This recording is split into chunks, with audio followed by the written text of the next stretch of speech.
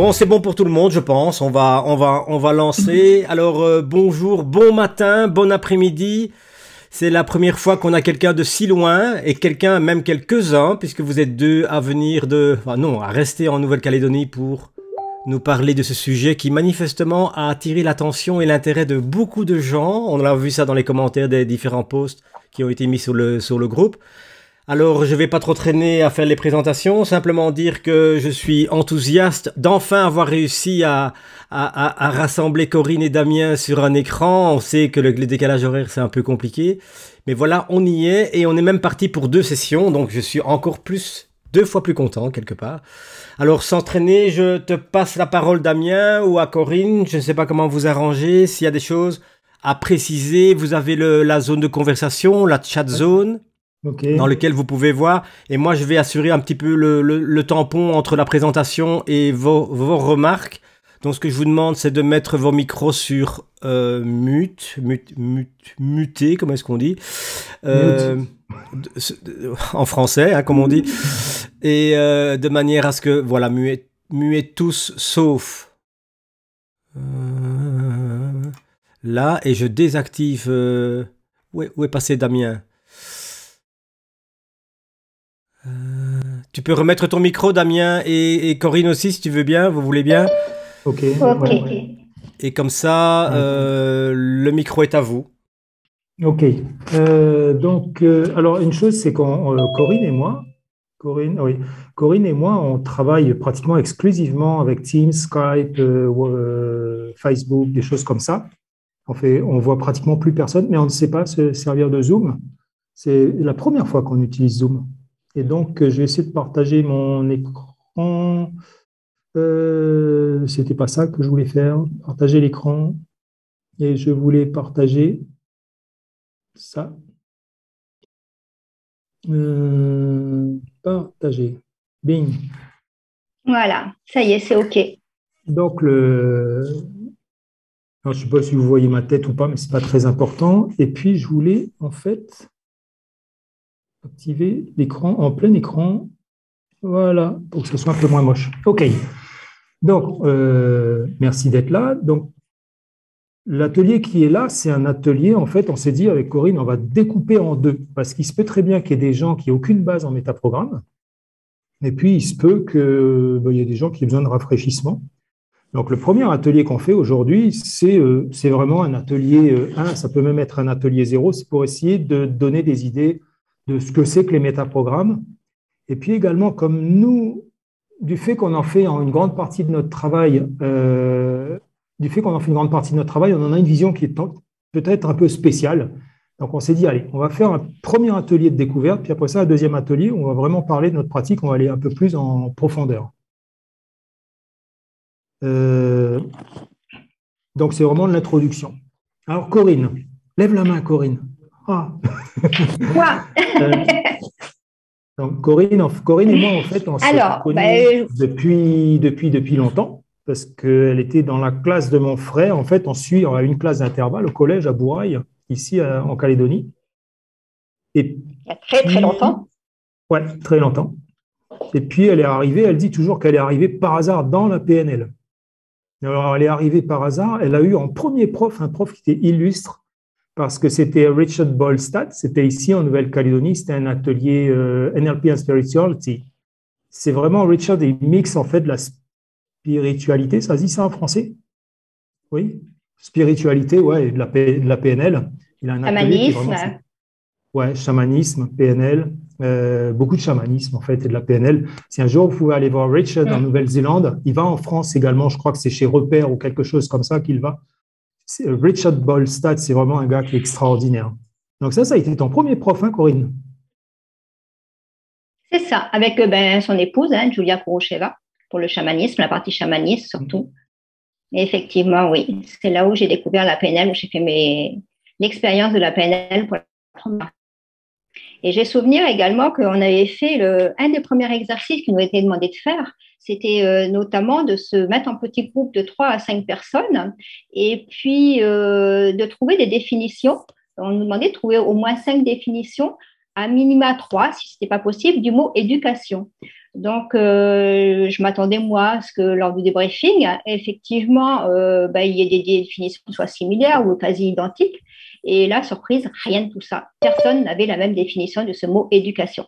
J'ai donc découvert là, ce jour-là, qu'effectivement, le prédicat, la carte n'est pas le territoire, c'était quelque chose vraiment, vraiment d'important dans l'échange des personnes.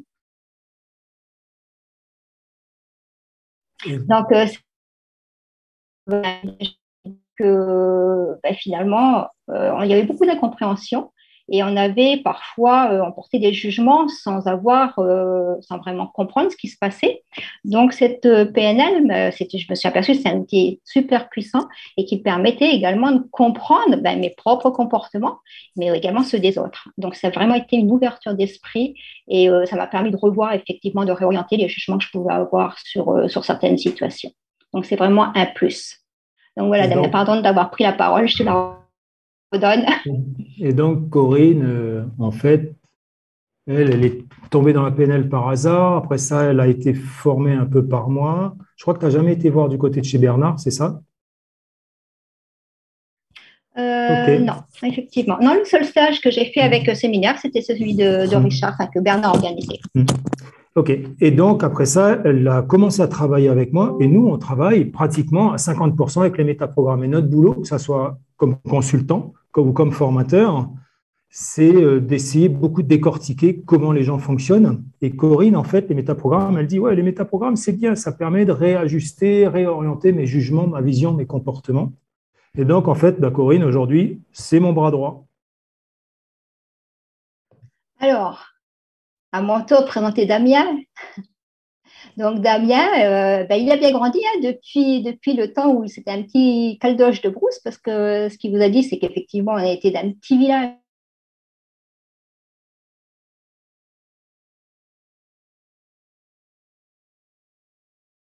Elle a perdu le réseau. Elle a perdu le réseau. Je vais aller régler le problème. Je n'ai plus de réseau. Ah, pardon. Pourtant, tu vois, non, ça marche. J'ai perdu le réseau et tu vas me couper ça. J'ai coupé. Il est coupé. Ouais. T'as d'autres à couper. Je ne vois pas ce que je peux couper de plus. Vous m'entendez? Est-ce que c'est OK pour tout le monde? D'accord. OK, oui, super. Okay. Oui, ce que je disais. Super. Donc, ce que je disais au sujet de Damien, c'est que souvent, j'appelle caricaturer le personnage. Donc, petit caldoche de brousse, avec très peu intéressé par les autres, plutôt orienté bétail, vraiment les choses très, très terre à terre. Donc, il est parti faire ses études en métropole. Et là, il a eu un prof de français. Un prof de français qui était un peu particulier. D'ailleurs, vous devez voir dans le PowerPoint, il le dit avec un bladi prof de français. Donc, je ne sais pas si pour tout le monde, ce mot de bladi est clair. C'est très affectueux malgré tout, mais c'était quand même quelqu'un de bien particulier. Et ce prof de français, il a initié donc à la PNL, lui a fait goûter, lui a donné ce goût de la PNL. Donc, Damien, c'est d'abord un scientifique.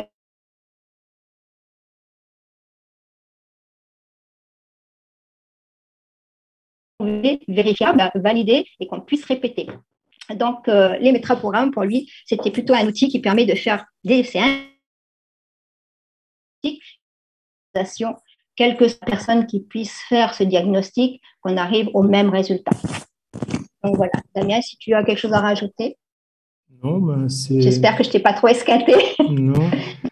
Alors, moi, j'ai beaucoup de pertes de liaison. Est-ce que vous... Ah oui, là, j'ai une connexion instable. Est-ce que tu veux que j'essaie de passer avec mon iPhone? S'il te plaît. Ouais, passe sur je vais aller la récupérer. Donc, je vais aller chercher. Et coupe ta connexion carrément. Une petite 2 minutes. Coupe ton réseau.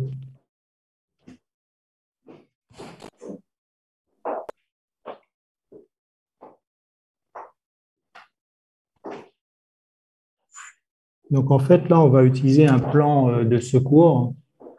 Il doit se passer quand on est samedi soir. Il doit y avoir beaucoup de bandes passantes qui est utilisée par... c'est Netflix qui doit démarrer dans tous les foyers en Calédonie. Et là, Corinne, elle va utiliser son plan B pour que ça fonctionne.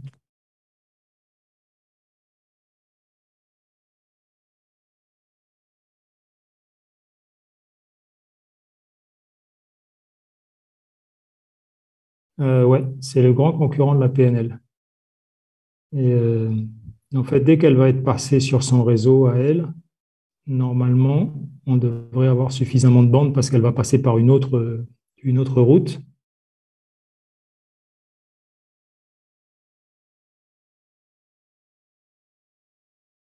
Alors, Corinne, on t'entend C'est bon pas. là? Vous m'entendez là maintenant? Oui, ça y est, c'est bon, tu es de nouveau connecté.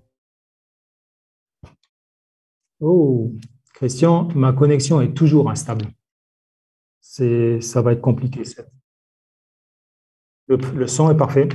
OK. Bon, ben, je vais continuer. Je vais faire comme si j'avais pas de grande coupure dans le truc.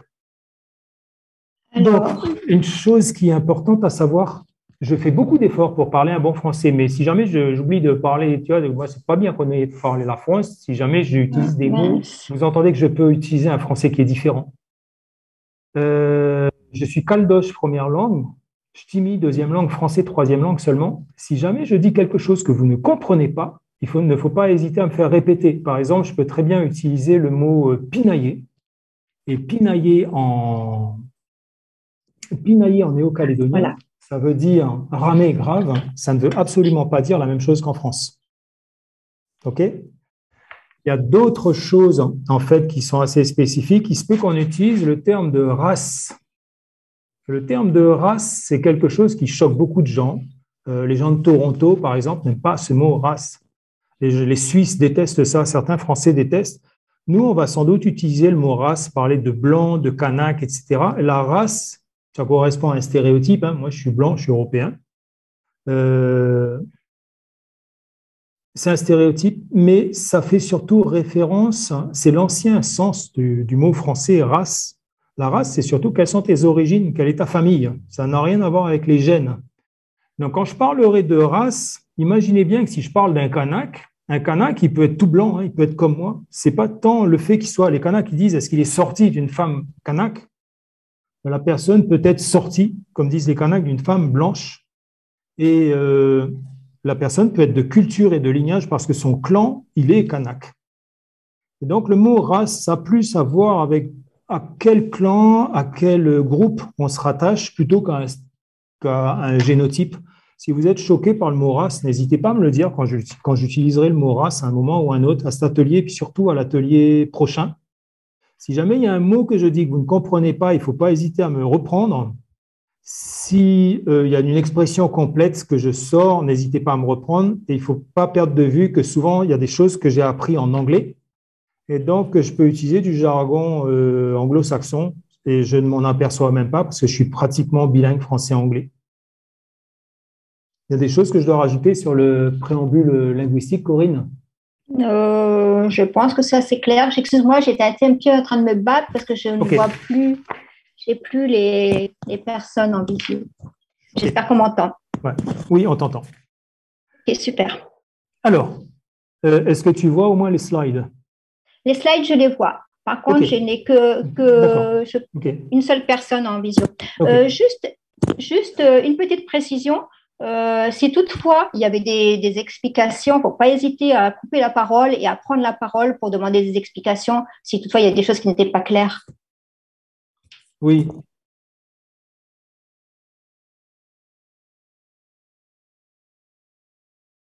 OK. D'accord. D'accord, OK. D'accord. Alors, on va en venir au vif du sujet. Nous, en fait, quand on travaille, on est consultant, donc on se pose des questions qui sont toutes bêtes. Des fois, on a des équipes qui sont très diverses. Vous voyez, dans le slide, là, je dis Wilfried prend des risques qu'il dit calculer.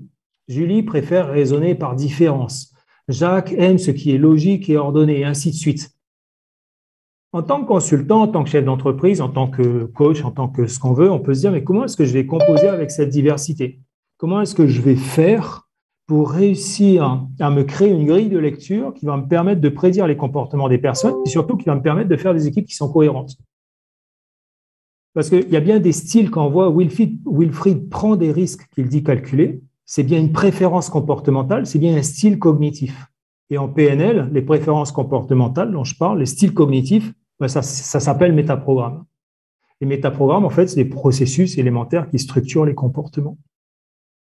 L'idée, c'est comment est-ce que je vais prendre en compte les différences individuelles qui sont fondées sur ces préférences et comment est-ce que je vais identifier les préférences comportementales, les tendances générales et comment je vais faire pour identifier les exceptions. Parce qu'une personne peut avoir tendance, Wilfried, il prend des risques qu'il dit calculés et peut-être que Wilfried boit son whisky tous les soirs. Est-ce que ce risque-là est calculé?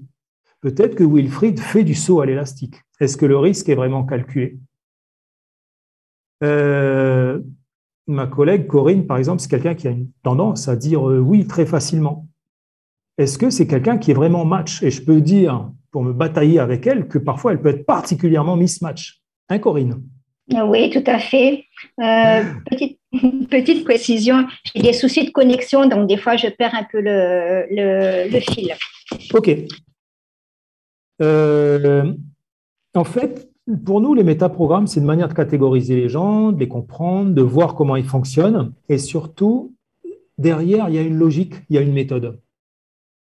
Et la méthode, elle est faite pour que si jamais Corinne fait quelque chose avec quelqu'un, par exemple une évaluation d'un candidat, ben si jamais je fais l'évaluation, qu'on arrive au même résultat. Et les métaprogrammes, pour nous, c'est un outil qu'on inclut dans une méthode qui permet d'avoir une approche plutôt fiable et stable du travail, qui nous permettent de traiter les gens de manière égale et d'obtenir des résultats qui soient bien prévisibles. Moi, il y a une métaphore que j'aime bien, c'est quand je dresse un cheval. Quand je dresse un cheval, si jamais je tire sur la rêne de droite, le cheval va à droite. Si je tire sur la rêne de gauche, le cheval va à gauche. Si je tire sur les deux rênes à la fois, le cheval s'arrête. Pour nous, les métaprogrammes, ça doit être un cheval. Un cheval qui va nous permettre de nous orienter. De la même manière, c'est un camarade, parce qu'un cheval, ce n'est pas un outil, hein, c'est un compagnon avec lequel on avance, avec lequel on travaille. Et les métaprogrammes, c'est un compagnon avec lequel on va être capable de faire un certain travail et d'une manière qui soit relativement fiable, stable, logique, prévisible. Donc, aujourd'hui, ce qu'on va voir, c'est les bases. Hein. Qu'est-ce que c'est qu'un métaprogramme? Qu'est-ce que c'est la structure et le contenu d'un métaprogramme? Comment ça se repère? Comment ça s'installe? Alors là, on va commencer à déraper un petit peu. Comment ça s'installe? Comment ça se change? Est-ce que ça se change? On va essayer de vous demander qu'est-ce que vous en pensez. Je préfère les formations en salle parce qu'on peut se couper la parole, on peut argumenter, on peut, comme on dit en français, pinailler sur des points de détail. C'est beaucoup plus interactif qu'en Zoom. Je ne sais pas très bien comment ça va se passer. Là. Comment ça se repère? Ça, c'est quelque chose qui sera encore assez cadré, mais dès qu'on va passer à comment ça s'installe, comment ça se change, comment on peut utiliser les métaprogrammes différemment pour faire mieux, comment s'adapter aux autres quand les métaprogrammes diffèrent. Tout ça, normalement, c'est de l'échange que je fais en salle. Je ne sais pas comment on va le faire. Mais c'est vraiment les bases qu'on a. Comment ça se repère? Je vais vous donner une vidéo de 6 minutes à regarder. Cette vidéo de 6 minutes, vous aurez peut-être besoin d'un papier et d'un crayon. Si vous avez du papier et du crayon à disposition, c'est mieux de les préparer maintenant parce que ça va vous aider pour faire cette partie, de repérer les métaprogrammes. S'il n'y a pas de papier et pas de crayon, un travail purement intellectuel, ça va très bien aussi.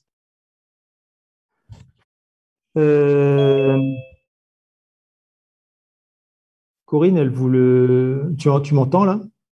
Oui, je t'entends, mais ça coupe. Moi, des fois, je déconnecte. Ok, eh ben, je vais faire le truc plus ou moins tout seul. Si jamais tu sens que tu es là, ben, tu fais ta partie. Oui, j'interviens dès que je peux, oui. Et sinon, donc, nous, on a un couvre-feu. On a l'épidémie de Covid qui s'est déclarée il y a 15 jours, le 6 septembre, c'est pas vieux. Il y a 10 morts par jour. À l'échelle de la France, c'est comme si on avait 2500 morts par jour.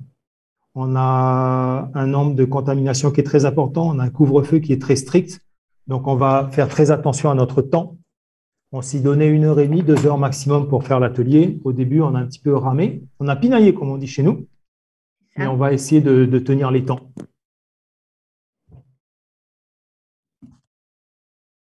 Alors, tiens, là, oui.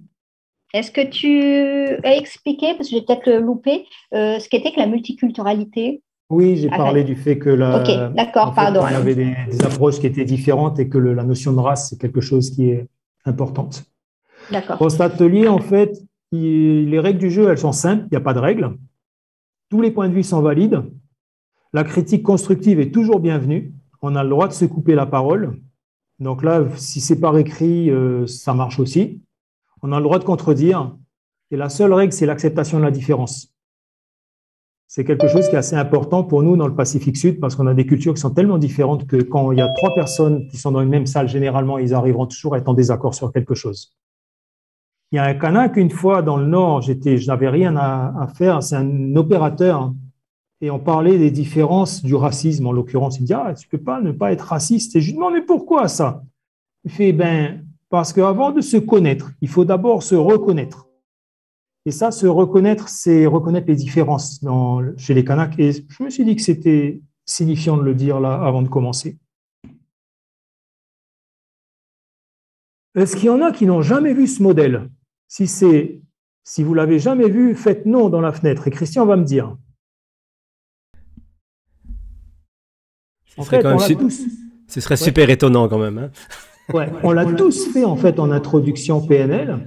En introduction PNL, le modèle de la communication PNL, moi je dis de la cognition PNL, le modèle de la cognition PNL, c'est qu'on a des événements externes qui arrivent, qui sont filtrés par les perceptions, le langage, valeurs, croyances, les métaprogrammes, les expériences préalables, la neurologie.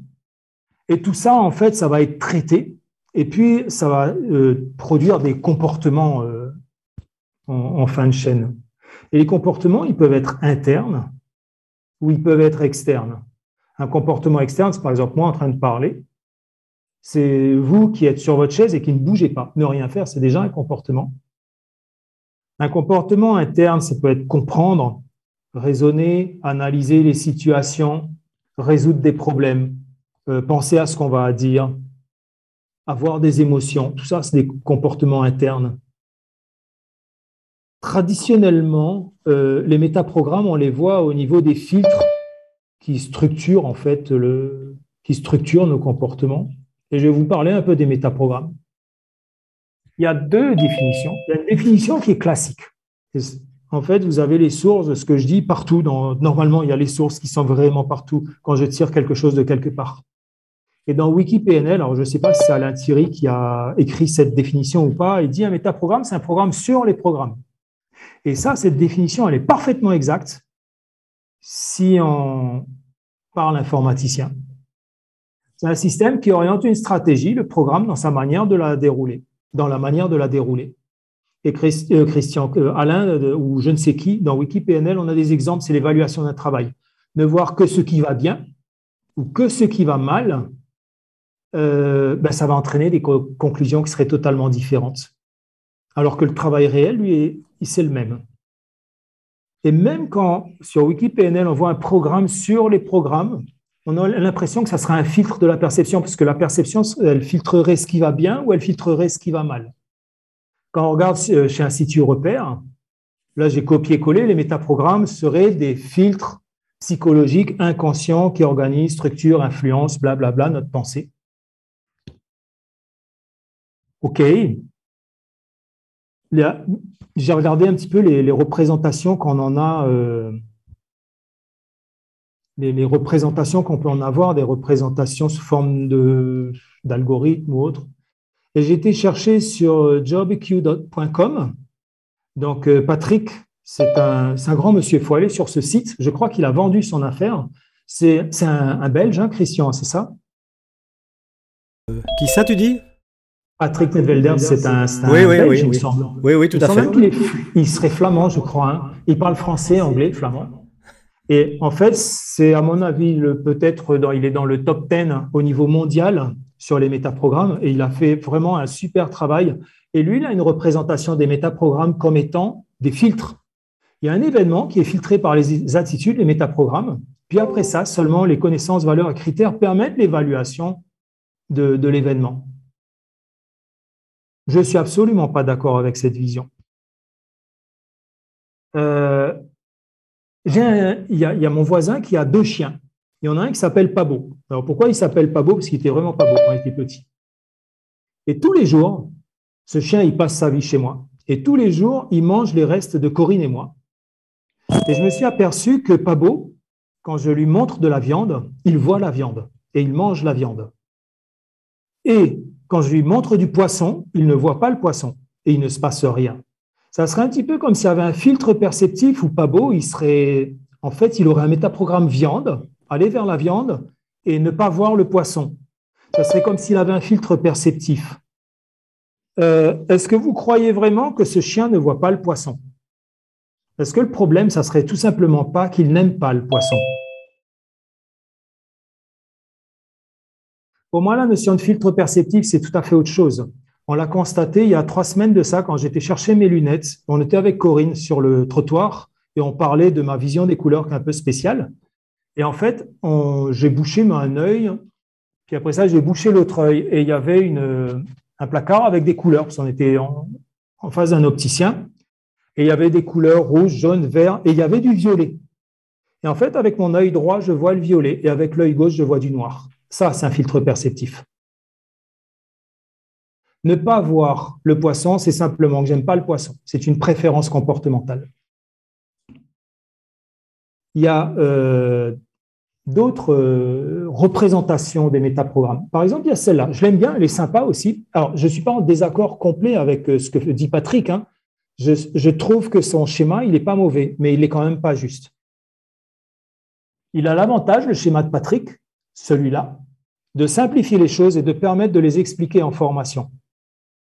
En formation, il y a un autre site, là, transcendandactualize.page.tl. Ici, il y a une métaphore. C'est en fait, à gauche, on a de l'informatique, à droite, on a de la psychologie. Et les métaprogrammes, en fait, ils seraient au niveau du système d'exploitation.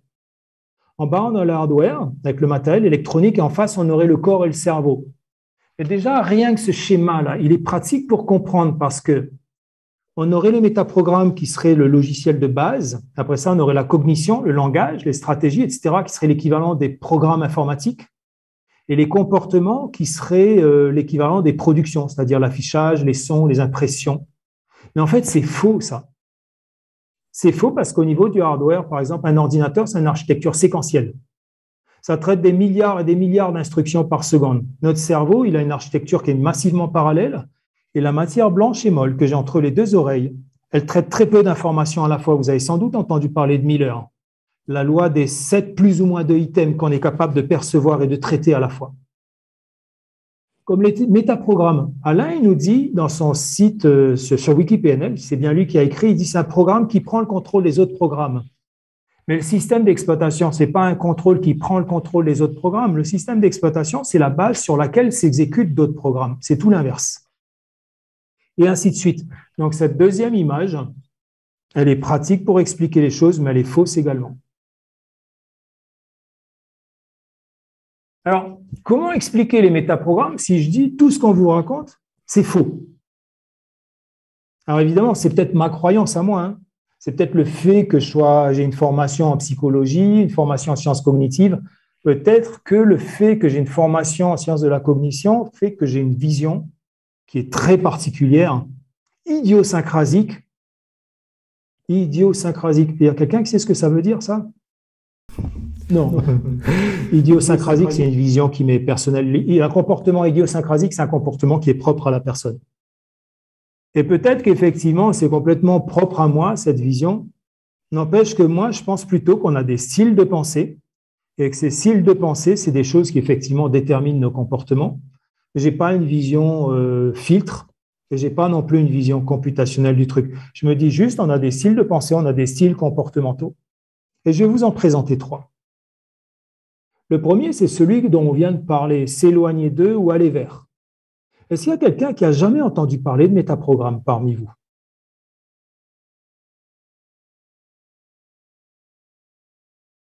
Personne, Christian? Personne ne répond dans le chat, donc je suis... Ok. On va dire que tout le monde a entendu parler de aller vers et s'éloigner d'eux. Et souvent, j'entends parler que c'est un métaprogramme de motivation. Quand je veux aller vers, on va vers ce qu'on recherche, donc on irait vers le plaisir, la richesse, l'amour. Super. On peut avoir un métaprogramme d'éloignement. Et donc, je vais essayer de m'éloigner de la douleur, la pauvreté, le rejet. D'ailleurs, s'éloigner du rejet, c'est marrant, c'est s'éloigner de quelque chose. Parce que le rejet, c'est bien l'autre qui veut s'éloigner ou quelque chose comme ça. C'est intéressant. on aurait ces deux métaprogrammes. Nous, dans notre vision industrie, ça ne marche pas.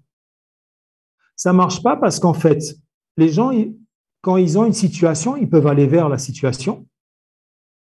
Mais quand il y a une situation qui est indésirable, en général, on va vers les situations désirables, on va vers l'objectif, on va vers les solutions. Mais nous, dans l'industrie, l'éloignement de ce qui n'est pas désirable, ce n'est pas suffisant en soi.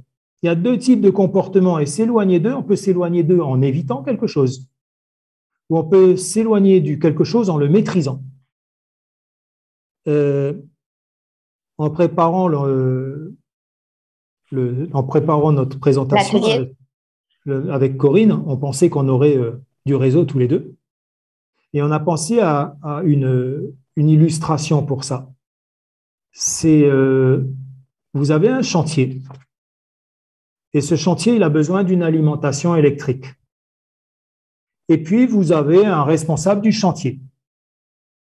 Et le responsable du chantier, à un moment, il y a quelqu'un qui arrive et qui lui dit « Chef, le groupe électrogène, il est en panne, il n'y a plus rien qui marche, il n'y a plus un marteau-compresseur, plus un marteau-piqueur, plus un compresseur, plus rien. Il n'y a plus un outil qui marche, on n'a plus de courant. » Et là, il y a trois attitudes possibles. Il y a le chef qui dit « Ah, on va faire un test. Il n'y a plus de courant parce que le groupe est tombé en panne. À votre avis, qu'est-ce que c'est une solution ?» Tapez dans la fenêtre de… Ah ben non, Christian est parti. Tapez pas dans la fenêtre de chat. Ah, je l'ai fait courir. À votre avis, une solution pure. Le groupe électrogène est en panne. Qu'est-ce que c'est la solution? Avez-vous des suggestions?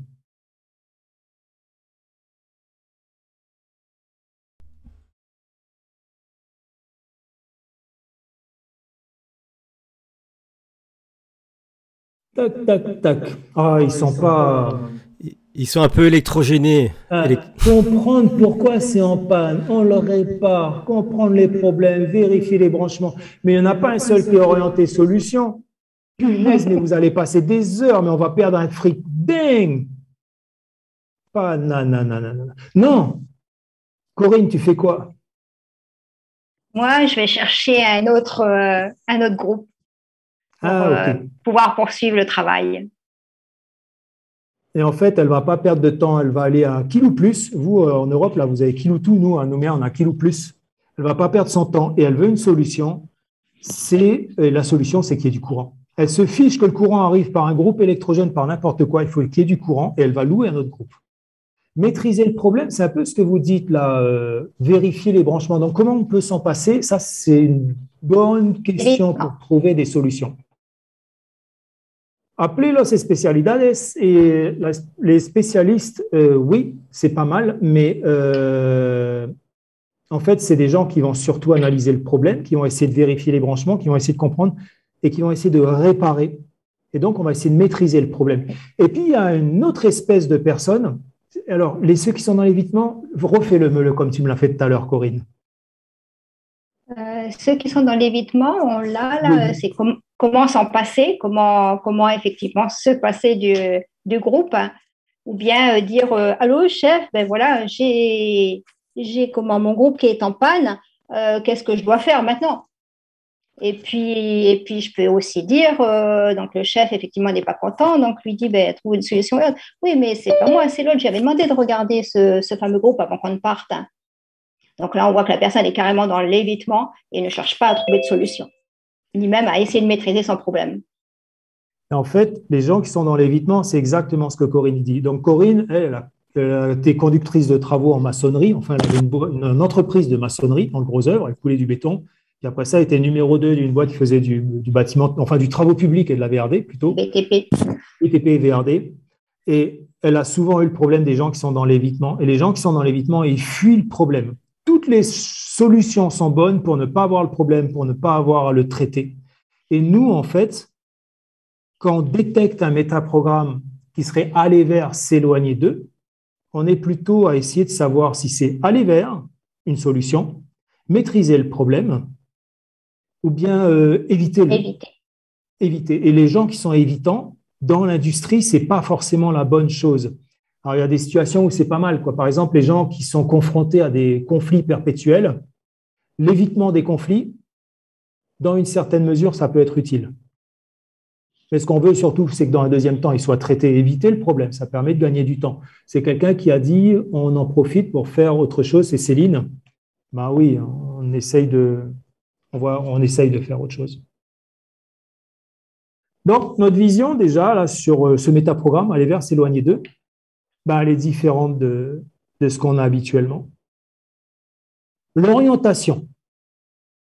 Généralement, on se demande, est-ce que les gens, en PNL, on se demande, est-ce que les gens ont l'attention qui est dirigée vers eux ou vers l'extérieur? Est-ce qu'on est plutôt interne, plutôt externe? Pour nous, en fait, c'est bien, mais ce n'est pas suffisant. Parce que le interne, à quoi j'attribue mes succès et mes échecs? À moi. C'est bien, c'est interne. Mais externe, ça peut vouloir dire plein de choses. Est-ce que c'est les autres ou est-ce que c'est l'environnement, les faits, etc. Ce n'est pas du tout la même chose. Il y a des gens, quand ils analysent une situation, ils se fient d'abord à leurs propres impressions. Et c'est exactement la même chose que ce que vous apprenez en PNL. Interne, c'est vraiment ce qui me permet à moi de me déterminer, c'est moi, mes capacités, mes limites. C'est comment je perçois les choses, comment je me fie à mes intuitions. Et comment je prends mes décisions. Oui, comment je prends mes décisions. Externe, les autres sont très importants. Leur avis, je me base sur leur savoir-faire. Et les gens qui sont très orientés autres, c'est un petit peu la personne que faisait Corinne tout à l'heure. Chef, c'est comment qu'on fait?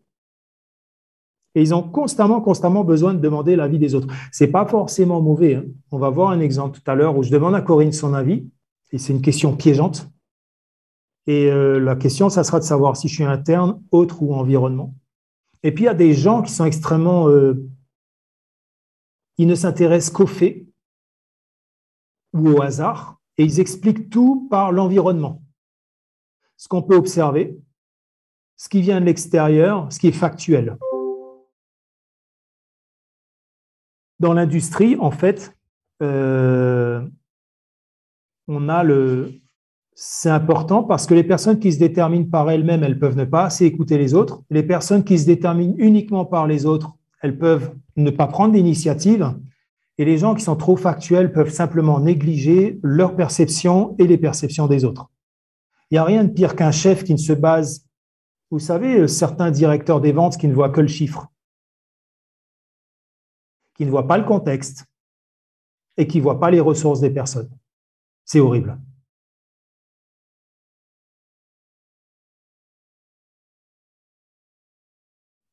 Donc, Damien, vous parlez de tout ça. Je me permets de reprendre un petit peu la parole 30 secondes, parce que ça coupe par moment, donc je ne sais pas. Parce que dans le deuxième atelier, on va effectivement parler des biais cognitifs, influer effectivement notre perception de la situation. Ah oui, c'est vrai que tu m'avais dit de préparer un slide juste pour eux, pour leur dire que quand on attribue, il y a un biais… qu'est-ce qui me fait PowerPoint? PowerPoint est en train de me faire n'importe quoi. Et il y a juste une chose, Corinne, c'est que je ne sais pas aller chercher cette fichue effet, l'erreur fondamentale d'attribution. OK. Corinne, elle m'avait dit qu'il fallait que je prépare un slide. En fait, il y a un biais quand même. Il y a ce métaprogramme, il est bien à l'interne, externe. En PNL, on oublie complètement quelque chose, c'est qu'il est complètement dépendant du contexte. À quoi est-ce que vous attribuez vos succès et vos échecs? Si jamais c'est un succès, mon succès à moi, je me l'attribue à mes facteurs personnels, à mes capacités. Et si par contre c'est un échec, en général, mes échecs à moi, je les attribue au contexte. Mais quand je juge quelqu'un d'autre, en général, les échecs de la personne, on lui impute. Par exemple, quand Corinne, elle relit mal un de mes documents, c'est de sa faute, elle a mal lu. Mais quand elle a bien lu, c'est que je lui ai bien laissé le temps. Et c'est qu'elle a un bon contexte de travail qui n'est pas stressant et que je ne lui mets pas la pression. Oups, fais pas la gueule, Corinne.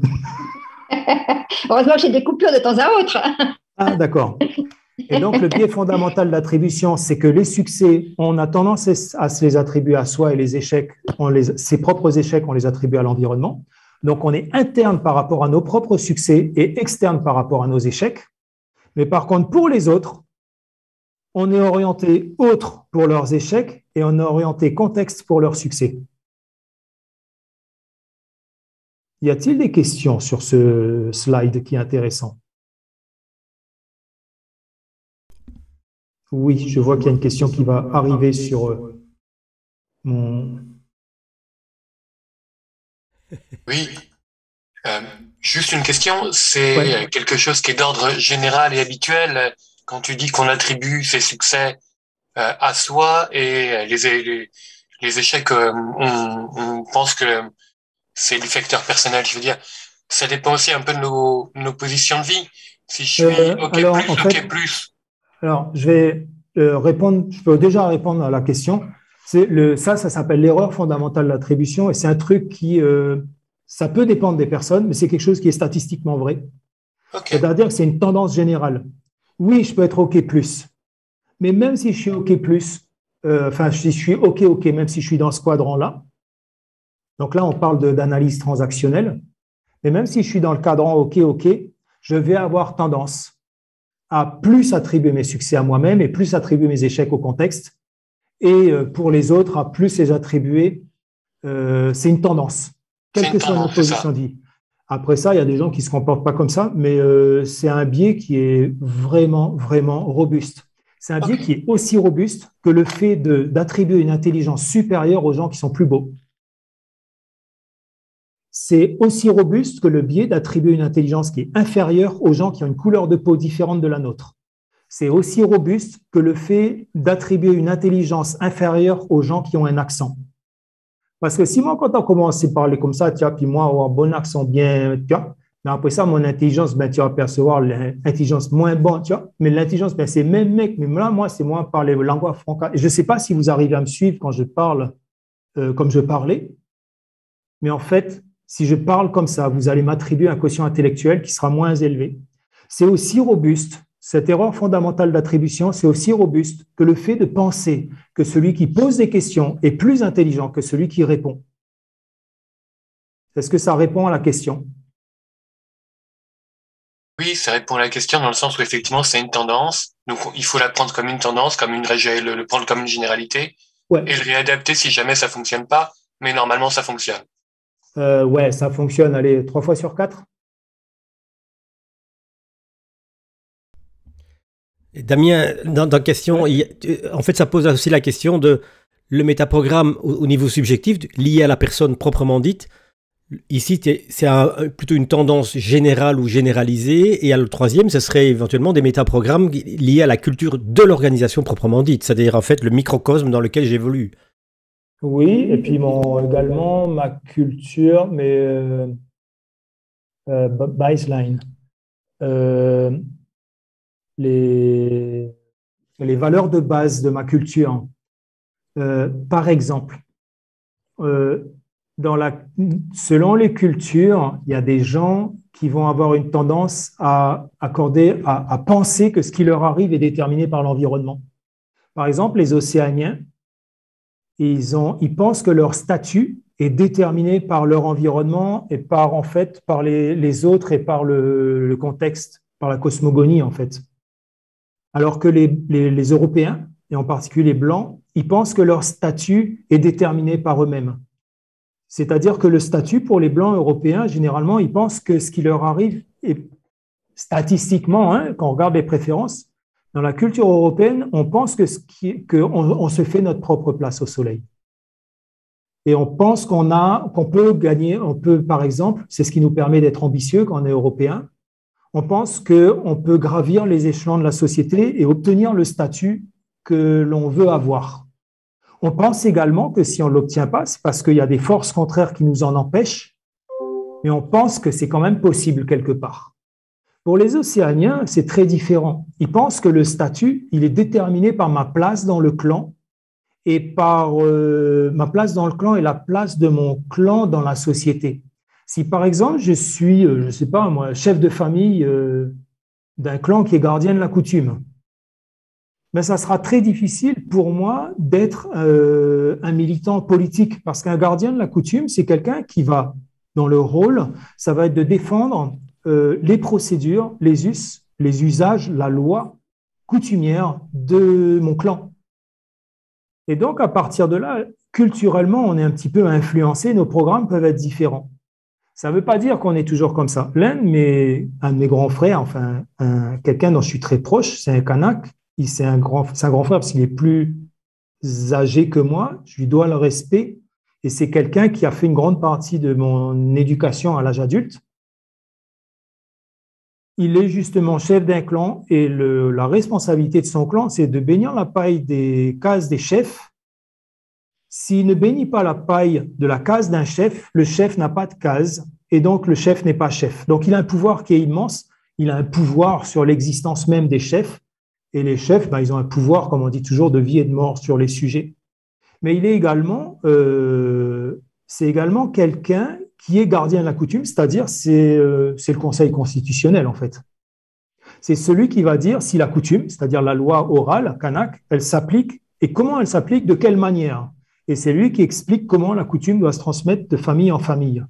Donc, c'est des métaprogrammes qui sont extrêmement orientés procédure, qui sont exactement ce que je viens de dire. C'est loin d'être un anarchiste. Il se passe que mon grand frère, c'est quelqu'un c'est un anarchiste. C'est un grand anarchiste. C'est quelqu'un qui est contestataire. Il est totalement mismatch. Il est vraiment, normalement, un gardien de la coutume, il est très conservateur. Il est match par rapport à la coutume. Il est totalement mismatch. Et c'est quelqu'un, on lui dit quelque chose, il fait une longue phrase qui commence par « mais ». Donc, on a bien des exceptions. Mais n'empêche que quand il est dans son clan, c'est quand il parle à un blanc comme moi, qui peut commencer par « mais », quand il est dans son clan, il ne va pas commencer ses phrases par « mais ». S'il veut dire « mais », il y aura un quart d'heure de palabres avant où il va dire qu'il s'humilie devant les gens. S'humilier, ça veut dire se présenter sous un profil humble, petit, modeste. Et quand on commence à entendre quelqu'un comme lui qui dit « je m'humilie devant vous », c'est qu'en général, on va se prendre un scud derrière, mais il y aura un long rituel pour envoyer le scud. Donc oui, la préférence culturelle, elle peut être très forte. Il ne faut jamais oublier que quand on est en Europe, on est très monolithique en termes de culture. Mais déjà, rien quand on regarde les métaprogrammes d'un Flamand et d'un Wallon, c'est pas pareil. Et quand on regarde les métaprogrammes des gens qui ont vraiment le sens du travail, comme les ouvriers ch'timi ou les ouvriers du Pas-de-Calais, et quand on regarde les métaprogrammes des ingénieurs qui nous surveillaient quand on était à l'usine, c'est pas les mêmes.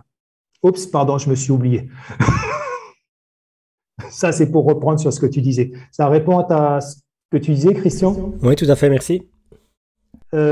Corinne? Oui. Est-ce que j'arrive à ne pas déraper, à garder un français correct? Oui, ça va. Je surveille un petit peu le temps en même temps, donc okay. Sois vigilant aussi sur le temps. Ouais. Donc après ça, on a des moteurs d'action. Est-ce que les gens sont proactifs ou réactifs? Et Shelley Rose Harvey, par exemple, qui a développé le Lab Profile, qui est à mon avis une bonne référence pour les métaprogrammes, elle se pose la question, est-ce que les gens prennent les commandes quand ils se mettent en action ou est-ce qu'ils réagissent aux stimuli et aux sollicitations? Et pour nous, c'est simplement pas possible. Oui, il y a des gens qui sont proactifs. Mais les gens qui sont proactifs ne sont pas forcément des gens qui prennent les commandes dans l'équipe. Ils prennent les commandes dans leur activité, mais pas forcément celles de l'équipe. Et donc là, on mismatch un petit peu, surtout Corinne, on mismatch par rapport au métaprogramme proactif tel qu'on l'explique en PNL. Les gens qui sont réactifs, ils ont tendance à réagir aux stimuli et à prendre des initiatives au fur et à mesure que les circonstances l'exigent. On a des gens qui vont alterner un style et l'autre. Alors ça, c'est le style de Corinne. Un coup, elle est proactive, un coup, elle est réactive. J'aime bien parce que quand on appuie sur le bouton, ça bouge très vite avec Corinne. Mais par contre, elle prend énormément d'initiatives. Donc, c'est quelqu'un qui est à la fois très réactif et très proactif. Donc, c'est quelqu'un qui est très équilibré. Elle a un métaprogramme qui est vraiment super bien balancé. Et puis, il y a des gens qui sont… Alors, c'est une dispute entre Corinne et moi. Moi, je dis qu'ils sont passifs. Corinne, elle dit qu'ils sont attentistes. C'est des gens qui attendent les instructions pour se mettre en action. Shelley Rose Harvey, elle dit que les gens qui attendent les instructions pour se mettre en action, c'est des gens qui sont réactifs. Mais ce n'est pas tout à fait vrai. Parce qu'une instruction, ce n'est pas un événement comme un autre. Une instruction, c'est un script qu'on donne, c'est une procédure qu'on donne à quelqu'un et la personne, quand on lui donne la procédure, elle va se conformer à la procédure. Mais s'il arrive un événement dans le déroulement du processus, Corinne, elle m'en parle souvent, elle dit « Hé, chef, on fait comment là ?» Quelqu'un qui est vraiment réactif, quand il arrive à une chose imprévue, elle va réagir.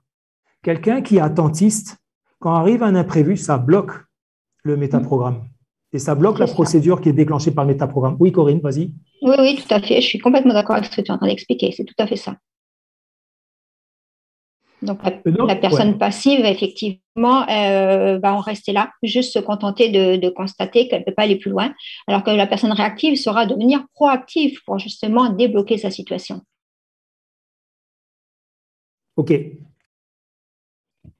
Et après ça, on va le voir en atelier 2, on en parle un petit peu aujourd'hui, c'est un teaser. C'est sur les sources de motivation. Alors, je n'ai jamais très bien compris en Europe qu'est-ce que c'est que les sources de motivation, parce que chaque fois que je regarde des manuels, quand c'est possible, ou des programmes sur les sources de motivation en Europe, je vois des choses qui sont différentes. Il y a un certain nombre de théories avec des propositions diverses. Dans les motivations, on aurait les motivations d'éloignement et de rapprochement. On en a parlé avec Aller vers s'éloigner d'eux. Il y en a qui disent que la motivation, ça provient des valeurs. Quand je dis deals, c'est encore quelque chose qui est différent. Moi, personnellement, je suis un modèle qui est australien, je suivais, ça c'était avant que Corinne n'entre dans ma vie, c'était le modèle que Mark Klassen explique en Australie, en Nouvelle-Zélande. Et ce que dit Mark, c'est que en fait, on a 3 sources de motivation. C'est les motivations de McClelland. C'est est-ce que je veux du pouvoir et devenir riche? Est-ce que je veux grandir et me développer? Ou est-ce que je veux être utile aux autres? Et il combine ça avec aller vers et s'éloigner d'eux. OK. Corinne, elle est arrivée et elle a eu un travail de recherche à faire il y a quelque temps de ça pour un client. Et elle est arrivée. Tu veux en parler, Corinne, ou tu veux que j'explique?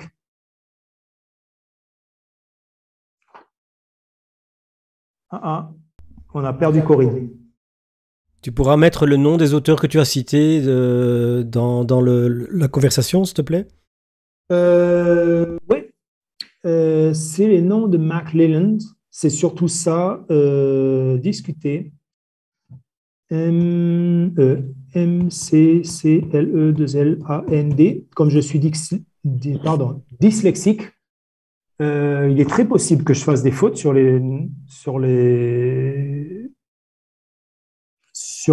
ce que j'écris. Et celui qui est un...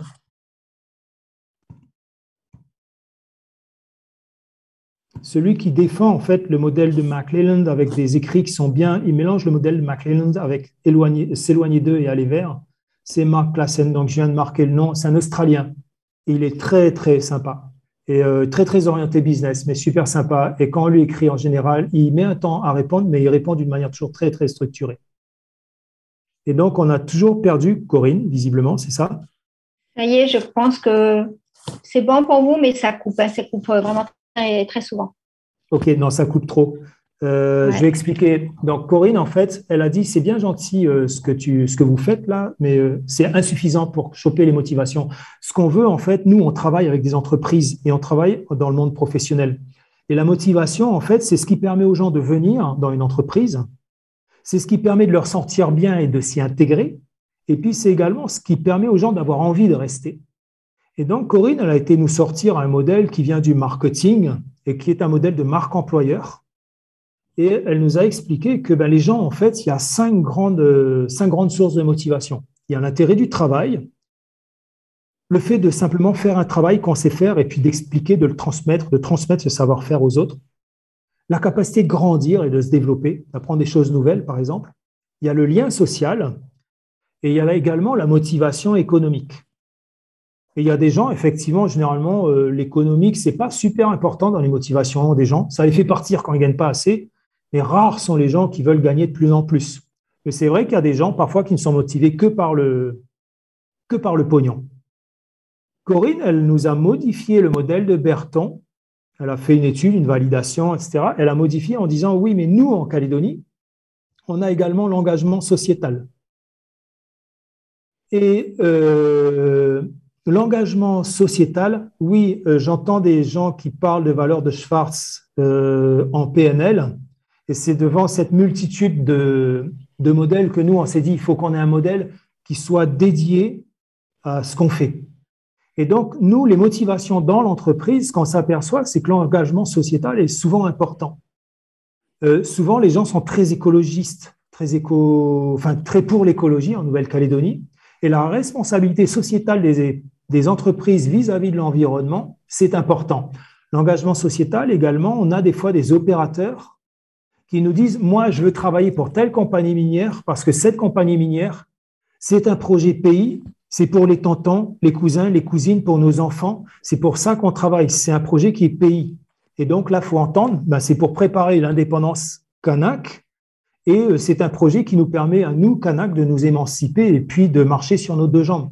Donc l'engagement sociétal est quelque chose qui est vraiment important. Et donc le modèle que Corinne nous a forcé à accepter, je dis nous parce qu'il y avait une DRH également qui était dans le coup. Alors, je ne sais pas si Corinne a comploté ou pas avec la DRH en question, mais toujours est-il, à deux, elles m'ont fait adopter la chose et travailler sur un questionnement pour identifier ces 6 leviers de motivation. Et en fait, on s'aperçoit que ça marche bien pour l'entreprise. Par contre, ceux qui font du coaching privé, évidemment, pour moi, ça ne marche pas. Je ne sais pas ce que tu en penses, Corinne. Oui, je suis d'accord avec ce que tu es en train de dire, effectivement. Donc, voilà. Non, pour te rassurer, je dis non, pour te rassurer, personne n'a comploté. Alors, Viviane, elle dit « Je vois une confusion au niveau d'analyse entre un métaprogramme et la stratégie qu'il sert. » Tu peux voir la confusion, Viviane. On va y venir là tout à l'heure. Il y a vraiment le métaprogramme, en fait, il intervient dans la stratégie et il intervient dans les points de choix. Et on va en parler tout à l'heure ou plutôt à l'atelier 2. Pour moi, le métaprogramme, c'est vraiment un style cognitif. C'est une préférence, comportementale, c'est une préférence cognitive. Ce n'est pas une stratégie.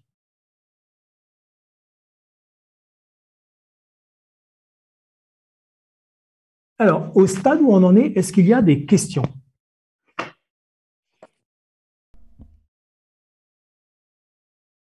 Ouvrez votre micro si vous avez envie de poser une question.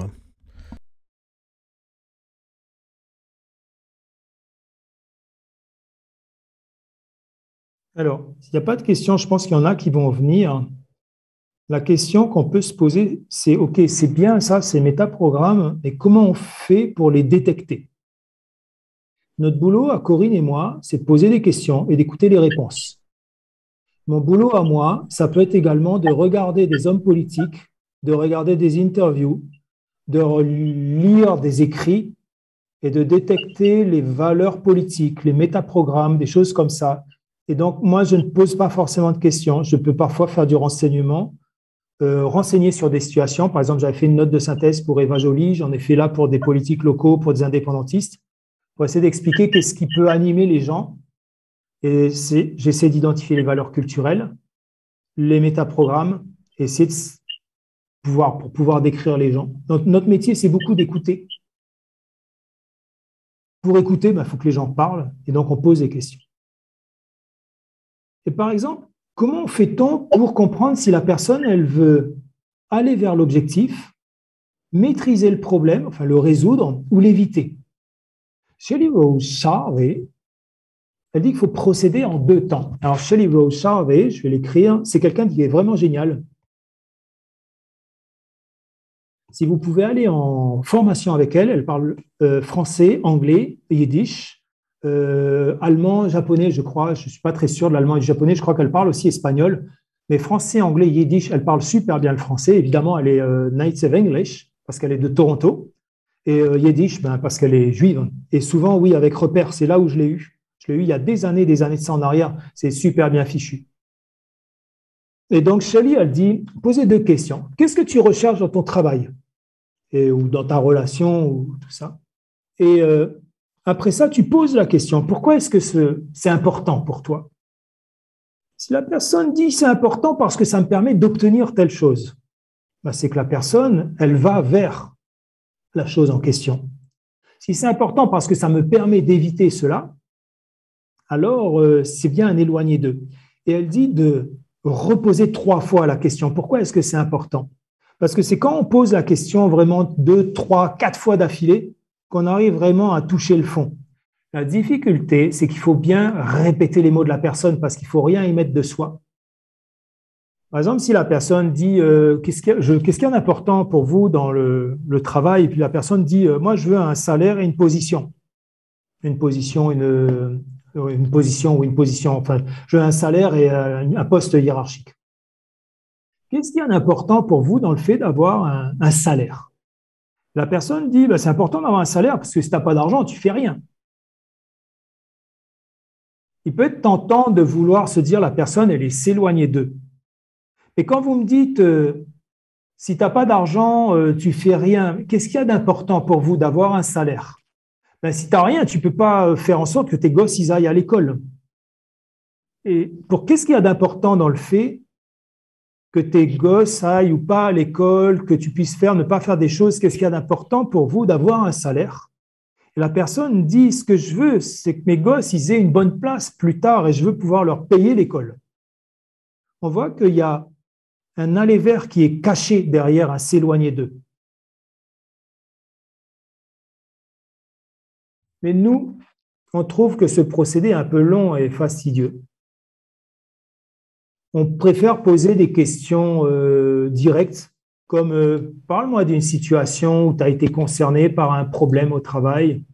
Parle-moi d'une situation une situation qui a été difficile. Et il a vraiment fallu se mettre en action pour résoudre cette situation. Et là, vous écoutez les mots de la personne. Et si la personne vous parle de problème, par exemple, on avait une situation qui était délicate, c'est qu'on était sur un chantier et le groupe électrogène est tombé en panne. Oui, et ensuite, qu'est-ce qui s'est passé? Qu'est-ce que vous avez fait? Pourquoi c'était important? Et la personne vous explique que c'est important parce qu'il n'y avait plus de courant plus de jus sur le chantier, donc le chantier était arrêté. On peut dire, il est s'éloigné d'eux. Mais quand on écoute ce que la personne fait, la personne va aller rechercher une solution pour qu'il y ait de nouveau du courant sur le chantier. Alors, on peut se dire que la personne, elle est vraiment allée vers. Si la personne va focaliser sur la réparation du groupe électrogène, on peut se dire qu'il est sur la maîtrise du problème.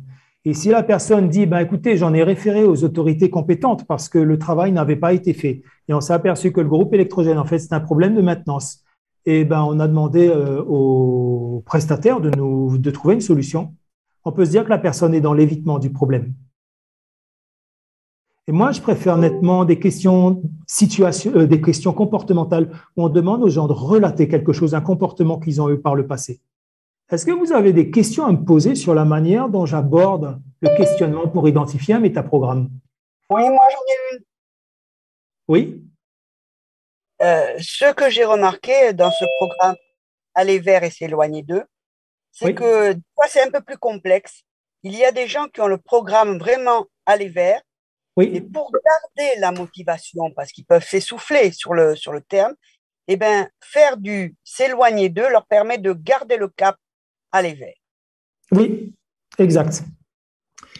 On va prendre l'exemple de, par exemple, je veux maigrir.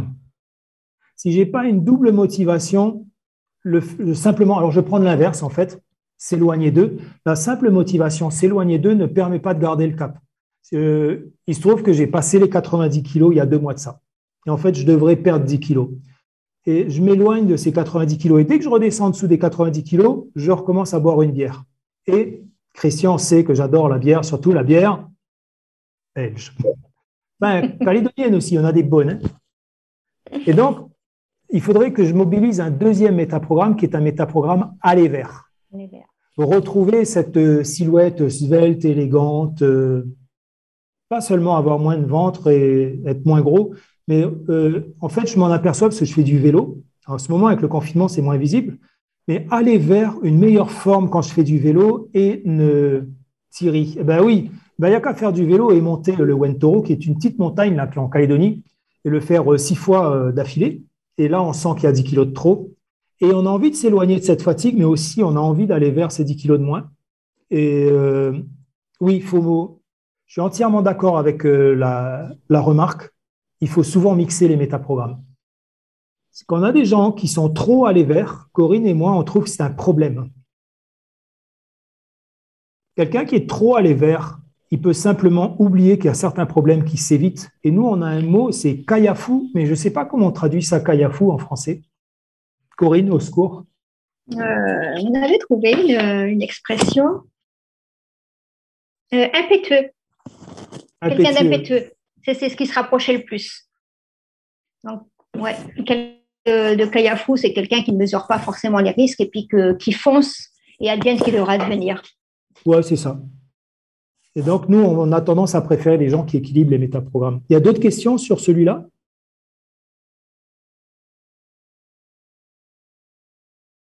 OK. Let's go. Lieu de contrôle. Alors, remarquez, là, j'ai utilisé l'expression lieu de contrôle. C'est un terme scientifique. S'il y en a qui ont fait de la psycho, ils l'ont déjà entendu parler. Et donc, moi, j'utilise un modèle ternaire pour le lieu de contrôle, soi, autre et environnement. Et on pose une question toute simple, et celle-là, c'est la question de Shelley, que je reprends copier-coller. Shelley, dont j'ai parlé tout à l'heure, Shelley Rose Charvet. Et elle dit, comment savez-vous que vous avez fait un bon travail? On va faire un test là. Corinne. Oui. On va imaginer, tu sais, c'est un entretien. Tu as fait un entretien. Tu te revois en train de conduire l'entretien. Oui. Peut-être que je ne sais pas ce que tu perçois quand tu vois un entretien, la personne, ce que tu dis, ce que tu peux constater, les pièces que tu as, même tes ressentis, je ne sais pas. Dis-moi, Corinne, cet entretien, quand tu fais un entretien, comment sais-tu que tu fais un bon travail, que tu es en train de faire un travail de qualité? Déjà, la façon dont ça se déroule, si j'ai réussi à nouer un dialogue où l'échange est fluide avec mon candidat, si mon candidat me répond et alimente effectivement ce dialogue et m'apporte des explications, me raconte des situations bien situationnelles, donc je pense que là, effectivement, j'ai de la matière et donc que mon entretien serait satisfaisant. OK.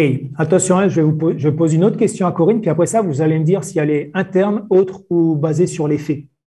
Dis-moi, Corinne, c'est bien toi qui saisis les tableaux de l'argent qui rentre et qui sort avec toutes les taxes, hein, c'est bien ça? C'est bien ça. La TGS, hein, l'équivalent, c'est Oui. la TVA en France, c'est ça? La TVA en métropole, oui. Tu te revois en train de de remplir ton tableau, là, ce truc absolument chiant. Enfin, non, c'est moi qui porte un jugement de valeur. Dis-moi, Oui. je sais que tu l'as fait il n'y a pas longtemps parce que j'ai vu le truc passer sur le drive. Quand tu es en plein milieu de ta saisie, là, comment tu sais que tu fais du bon travail, un travail de qualité? Déjà, je vérifie que c'est cohérent. Quand je fais, par exemple, ma déclaration TGC, TVA pour la métropole, je croise mes chiffres de façon à m'assurer de ne pas avoir d'erreur. OK. Allez, on va faire un petit vote. À votre avis, elle est interne, autre ou elle fait environnement pour savoir si elle fait du bon travail?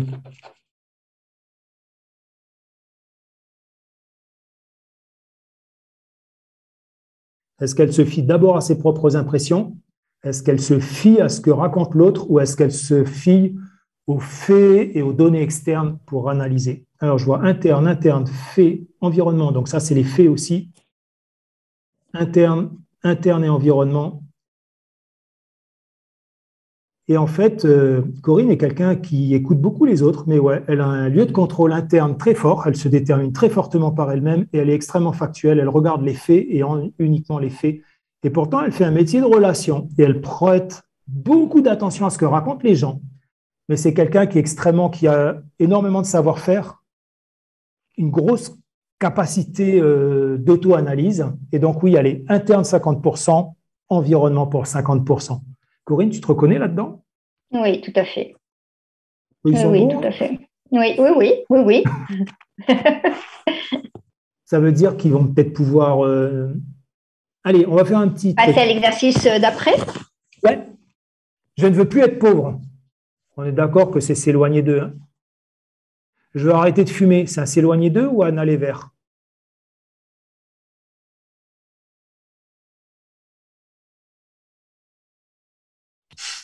Alors, arrêter de fumer. La base de la base, c'est un s'éloigner d'eux. Mais en fait, la motivation derrière, à votre avis, c'est vraiment un arrêter de fumer ou il y a une motivation qui est... Est-ce qu'on a peur de la mort ou est-ce qu'on a envie de vivre? Est-ce qu'on veut arrêter d'être en mauvaise santé ou est-ce qu'on a envie d'être en bonne santé? Je vais vous faire une confidence. Pour moi, arrêter de fumer, c'était absolument pas une motivation de m'éloigner des problèmes de santé, c'était d'arrêter de puer de la gueule. Mais ma vraie motivation, c'était de gagner 18 ans d'espérance de vie.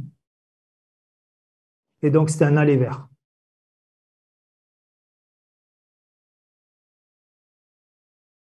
On va faire des petits tests toujours par fenêtre de dialogue. Je ne veux pas faire cette présentation devant tout le monde. On est bien d'accord que c'est un s'éloigner d'eux. Tu ne me feras pas hériter de cette situation, tu me fiches la paix avec ça. Aller vers ou s'éloigner d'eux? À votre avis?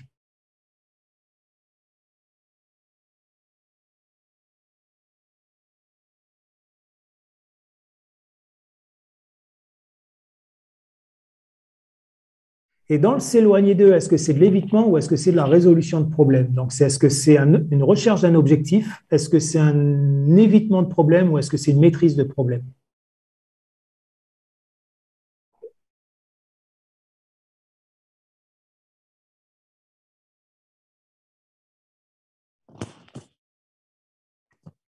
Alors, moi, je suis d'accord avec ceux qui disent que c'est de l'évitement de problème parce que tu ne me feras pas hériter de cette situation, j'en veux pas et je veux l'éviter. Mais pourquoi est-ce que c'est vrai à votre avis? Pourquoi est-ce que je vais dire que c'est de la maîtrise? C'est parce que j'essaye de mettre en œuvre un moyen pour ne pas être exposé à la situation. Et ce moyen, c'est de faire autorité sur l'autre en lui donnant un ordre. Tu me fiches la paix avec ça. Et j'essaye de maîtriser le problème en intimant, en contrant la personne pour qu'elle ne me fasse pas hériter de la situation. Donc, je veux pas cette situation, c'est bien de l'évitement, mais je vais bien essayer de maîtriser parce que j'instaure un rapport de force pour contrer la source du problème, c'est l'autre, et je veux pas qu'il me casse les pieds avec ce truc.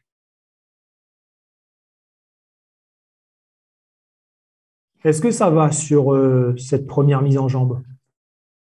Est-ce qu'il y a une question?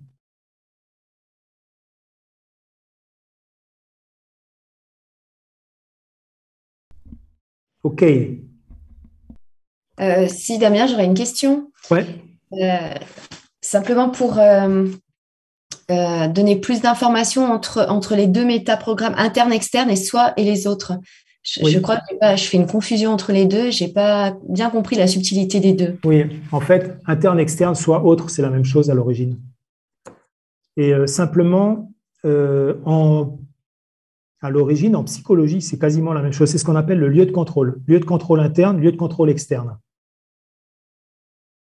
Et dans le lieu de contrôle, il y a deux approches. Il y a une approche qui consiste, c'est-à-dire il y a moi et puis le reste du monde. Et l'autre approche, c'est de dire il y a moi, il y a les autres, il y a l'environnement. Ce qui est externe, c'est les autres et l'environnement. Et donc, quand on dit interne, externe, souvent l'externe, ce n'est pas suffisant parce qu'il faut pouvoir parler des autres et de l'environnement.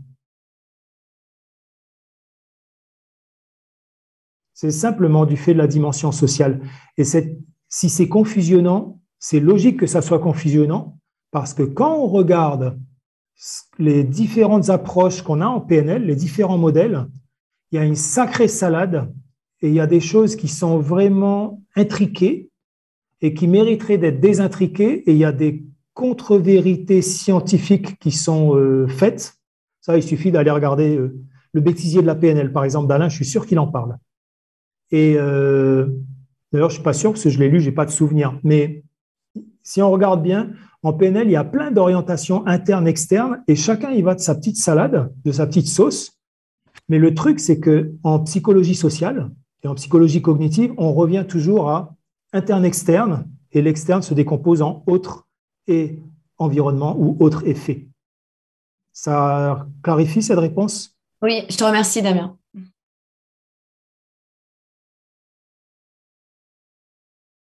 On va prendre un exemple. Ah oui, je voulais sélectionner. Supposons que quelqu'un me dise « Comment sais-tu si c'est cuit ?» Je laisse toute la nuit et je le sais. Je laisse toute la nuit à 70 degrés. En fait, ça, c'est les expériences de cuisine à basse température de Corinne et moi. Moi, je vous réponds, je laisse toute la nuit à 70 degrés et je sais que c'est cuit. Référence interne, autre ou environnement.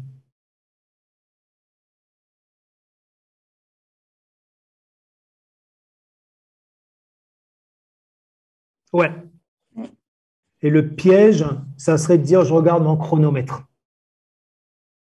Corinne, elle a une approche un peu différente. Elle fait de la température, basse température, et elle va mettre une sonde dans la viande.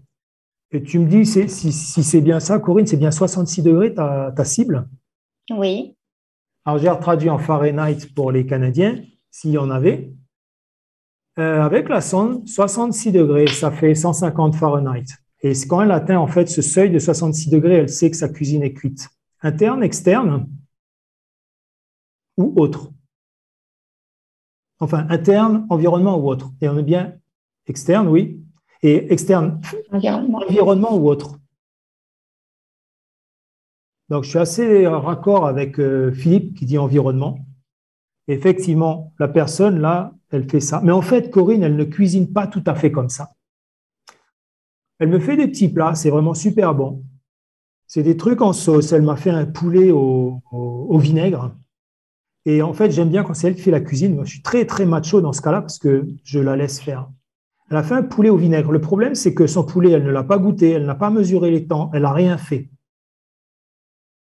Elle est interne, elle est autre ou elle est fait environnement. Elle ne goûte pas, elle ne mesure pas les temps, rien du tout. Quel est son cadre de référence?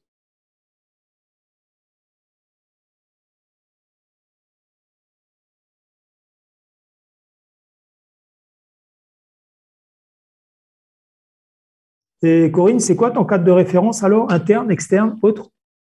Interne. Mais dis-moi, si je trouve ça dégueulasse après ton poulet, tu ne tiens pas compte de mon avis alors? Si, mais généralement, je me fie plutôt oui, à ce que je sais par rapport à mes expériences, par rapport à ce que j'en sais, ce que j'en sais. Alors, si je te dis qu'il est dégueulasse, que c'est trop sucré, trop acide, trop machin, tu fais quoi? Ah ben, je rectifie le tir. Et je m'aperçois que je reprends le caldoche là. Ah, et encore que, parce que dégueulasse par rapport à quoi? Trop sucré par rapport à quoi? Ah oui, donc en cuisine, tu es vraiment interne alors. Je pense que oui, très fortement, toujours. OK. Des questions là sur ces deux petits exercices?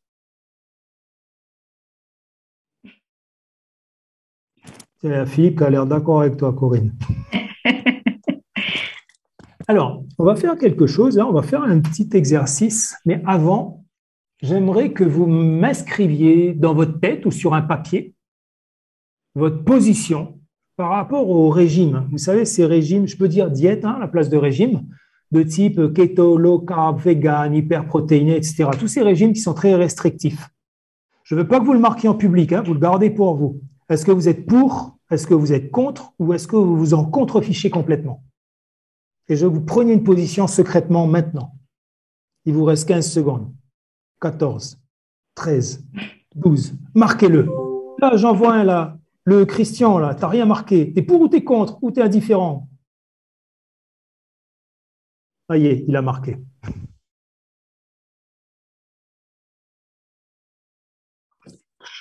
Je vais vous demander d'y repenser après l'exercice qu'on va faire.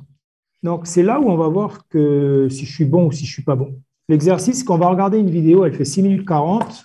Mon temps, on va être dans les temps pour le couvre-feu, c'est cool. Je suis plus long que ce que je pensais. Et on va être dans les temps pour le couvre-feu. Vous allez regarder la vidéo, elle dure 6 minutes 40. Vous allez écouter les gens et vous allez essayer d'identifier les métaprogrammes. Il y a une voix off qui commente. Donc ça, c'est un acteur, c'est la voix off. Il y a les kétos, donc c'est 4 personnes qui suivent le régime. Il y a une scientifique principale, je l'appelle scientifique 1, et puis il y a un scientifique qui commente brièvement à la fin de la vidéo. Et les métaprogrammes, je vais vous demander juste si les gens ils sont plutôt s'éloigner d'eux ou aller vers. Si vous avez envie, vous pouvez dire éviter le problème ou le maîtriser, ou aller vers un objectif. Et leur lieu de contrôle, est-ce que c'est moi, le cadre de référence pour savoir si je fais les bonnes choses, à quoi je me fie, à moi-même, mes impressions, à ce que disent les autres, ou à l'environnement, c'est-à-dire les faits, les informations qui me viennent de l'extérieur. Donc, on va regarder la vidéo. Vous allez essayer de les voir et après ça, je vais vous passer des exemples de vidéos. des petits extraits de vidéos. Et pareil, vous allez taper dans la fenêtre de chat et on va voir, vous allez essayer de détecter les métaprogrammes à partir d'extraits de phrases. Corinne trouve que c'est une vraie souffrance parce que je vais très, très, très vite. En fait, il y a un effet qu'on appelle l'effet de Dunning-Kruger. Les gens qui maîtrisent leur truc ont tendance à sous-estimer leurs compétences. Et les gens qui ne les maîtrisent pas ont tendance à surestimer. Et moi, j'ai tendance à sous-estimer ma compétence. Je crois que tout est facile. Et c'est juste quand Corinne rame que des fois, je m'impatiente, je dis, mais t'es con ou quoi? Et puis après ça, je me dis, putain, mais Damien, mais t'es vraiment une tanche de trouver que… Non, en fait, c'est juste que je vais très vite. Corinne est super douée. Et moi, j'ai 10 ans d'habitude de plus qu'elle de décoder les métaprogrammes. Donc, d'abord, 6 minutes 40 de vidéo. Vous allez voir. Je vais essayer de ne pas me planter en partageant. J'ai des fenêtres dans tous les sens sur cet écran. Tac, tac, tac, tac. Partager. La vidéo qui est là. OK. Et là, j'ai retrouvé une fenêtre qui est totalement différente de celle que j'avais tout à l'heure. Alors, est-ce que vous avez réussi à choper les métaprogrammes dans l'ensemble?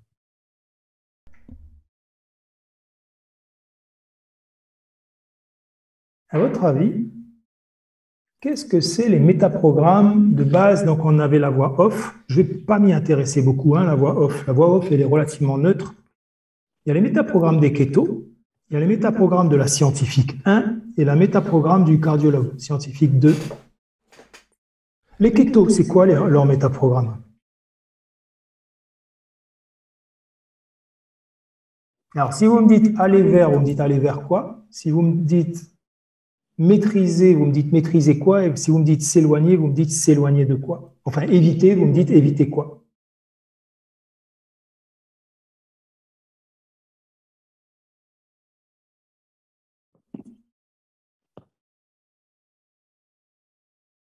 L'autre question, c'est est-ce qu'ils se fient à leurs propres impressions? Est-ce qu'ils se fient à ce que les autres disent ou est-ce qu'ils se fient aux faits qu'ils peuvent constater?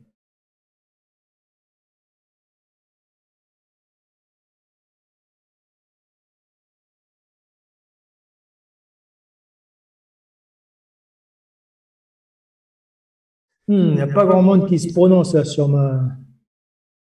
Maîtriser le poids, 24 seulement personnes, ça ne fait pas beaucoup, hein? Alors, aller vers, regagner sa vie, augmenter, éloigner des problèmes de santé, keto, interne, maîtriser le poids, aller vers la santé, éviter la mauvaise santé, maîtrise de certaines maladies, s'éloigner de la maladie, s'éloigner d'une autre alimentation, aller vers la perte de poids, fie aux faits, se fie aux faits, fie à ce qu'il constate. Alors, je vais d'abord répondre à la deuxième question. Les kétos, en fait, est-ce qu'ils se basent sur des faits ou est-ce qu'ils se basent, dans des choses qu'ils peuvent constater, qu'ils peuvent vérifier? Est-ce qu'ils se basent sur leur impression ou est-ce qu'ils se basent sur ce que disent les autres? On va essayer de procéder par élimination. Est-ce qu'ils se basent sur ce que disent les autres? Je crois qu'on n'en entend jamais parler. En fait, les kétos, j'ai l'impression qu'ils se fichent royalement de ce qu'on peut penser d'eux. Le seul moment où ils parlent de ce qu'on peut penser d'eux, c'est quand la dame, je crois que c'est celle qui est blonde, c'est ça, Corinne? Elle dit, oui, j'arrive avec mes œufs au bacon et Oui. ouais, qu'est-ce que tu fais? Ouais, je fais régime. Et en fait, c'est le seul moment où on parle des autres. Et donc, les autres, en fait, ils s'en fichent. Eux, ce qui les intéresse, c'est est-ce que leurs papilles, elles sont contentes, satisfaites? Est-ce qu'ils se font plaisir? Et est-ce qu'ils atteignent leur objectif de perte du poids? Leur poids, en fait, c'est bien leur balance qui leur donne. Il y en a une, elle perd 94 livres, c'est absolument énorme. Et leur balance leur donne le poids. Et après ça, ils se régalent avec les papilles. Et donc, on a bien un métaprogramme qui est basé sur un constat interne et un constat externe, mais surtout pas les autres. Alors, confirme les propos des autres kétos quand même. Ça, c'est une dynamique de groupe. Je suis d'accord, Sébastien. Je suis d'accord. Et confirme les propos des autres kétos quand même. Je vois donc une orientation autre, mais dans le groupe de pairs. Là, c'est Corinne. Tu pourrais noter ça. Toi, tu aimes bien ça, les aspects psychosociaux. Et c'est exactement le conformisme social, l'escalade d'engagement et le conformisme social. Ça, c'est intéressant à parler la fois prochaine. Oui. Et donc, quand vous dites ils se fient à ce qu'ils ont chacun constaté, je suis d'accord. Et interne leurs impressions, je suis entièrement d'accord. Après ça, vous me dites en haut, maîtriser le poids et aller vers la santé. Est-ce que ce n'est pas une interprétation, ça, Sarah? Parce que juste en dessous, Abdel, c'est Abdel Hakim ou c'est Abdel? Le prénom. Bonjour Damien, Abdel Hakim. Mais tu peux appeler Abdel si ça fait plus simple. Non, c'est parce qu'en fait, on peut avoir Abdel Hakim ou Abdel. Abdel Hakim. Ou Abdel Hakim, ouais. Et donc, Abdel Hakim lui dit exactement le contraire. Éviter la mauvaise santé, maîtriser certaines maladies. Et comment on sait qui de Sarah et d'Abdel Hakim a raison? C'est moi. Et comment le sais-tu? Je l'ai entendu. Vous l'avez entendu. Et alors, donc, moi, je ferais bien un vote pour savoir qui a raison. Qu'est-ce que vous en pensez? J'ai vu un oui, là. Allez, vous êtes d'accord pour voter pour savoir qui a raison? Moi, ce que je voyais sur éviter d'eux ou aller vers, c'était plutôt le comportement alimentaire, c'est-à-dire favoriser le gras et éviter les carbones. C'est là où je m'étais allé éviter d'eux. Après, l'intention qu'il y a derrière en termes de stratégie, il faudrait leur demander ou revérifier la vidéo. Ce qu'on sait, c'est qu'en termes comportemental, on voit juste qu'en suivant keto, ils vont vers une alimentation riche en gras et ils évitent les carbones. Alors en fait, en écoutant la vidéo, j'ai réalisé quelque chose, c'est que je voulais vous faire écouter des petits segments de 3 à 4 secondes et que je ne peux pas le faire parce que ça ne sera pas suffisamment fluide, parce que la vidéo ne démarre pas assez vite, parce que vous ne l'avez pas eu tous en même temps. Donc ça ne marchera pas, mon truc. En fait, ce qu'on voit, alors je suis entièrement d'accord avec ce que tu dis, Viviane. En fait, ce qu'on voit sur est-ce que je veux une meilleure santé ou est-ce que je veux m'éloigner des problèmes, quand on chope, ça se dit pas en français, ça, quand on entend des brides. Ouais, quand on écoute des petits passages, on s'aperçoit qu'on a les deux choses dans les mêmes phrases. Et il faut que les deux métaprogrammes fonctionnent ensemble pour que la diète tienne pendant 1 an. Et en fait, c'est quelque chose qui est bien connu des diététiciens, et j'en parlais tout à l'heure, c'est qu'il faut les deux métaprogrammes à la fois. Et donc, vous avez raison. Donc, ce que vous avez pu constater en regardant cette vidéo, c'est que les métaprogrammes des kétos, qui font ce régime depuis plus d'1 an, il y a dû éloigner d'eux et aller vers, et qu'il y a des cadres de référence qui sont internes et orientés vers les faits, l'observation des faits et des résultats, et ils n'écoutent pas les autres. La scientifique, qu'est-ce que c'est, ces métaprogrammes? Clairement. Par quoi elle se détermine? Oui, ok, éviter. Ensuite,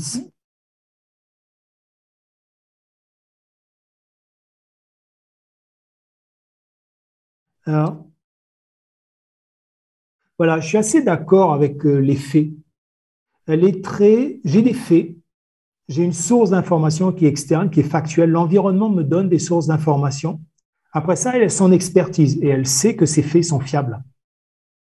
Et donc, c'est une experte. Et les experts sont caractérisés par un lieu de contrôle interne très fort et une grosse capacité à énoncer des faits pour justifier ce qu'ils affirment. Donc, externe, interne, enfin oui, elle sait par elle-même, et après ça, elle sait par elle-même ce qui est bon ou mauvais, et elle se base sur les faits.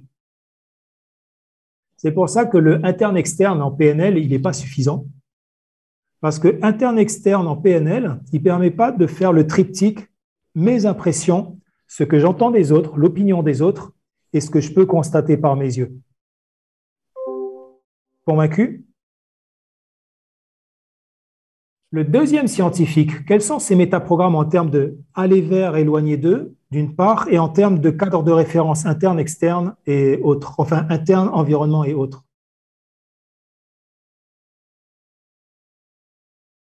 Elle est très clivée, met de côté toutes les études montrant que l'impact sur le diabète est négligeable, par exemple.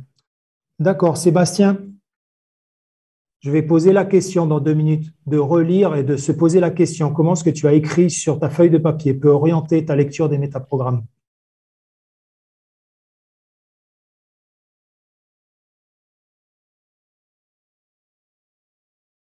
Alors, le deuxième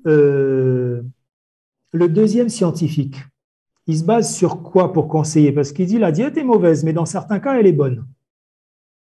Son cadre de référence, il est quoi? Interne ou factuel?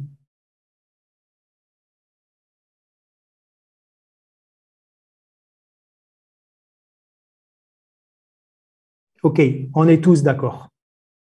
Et il est s'éloigner d'eux ou aller vers?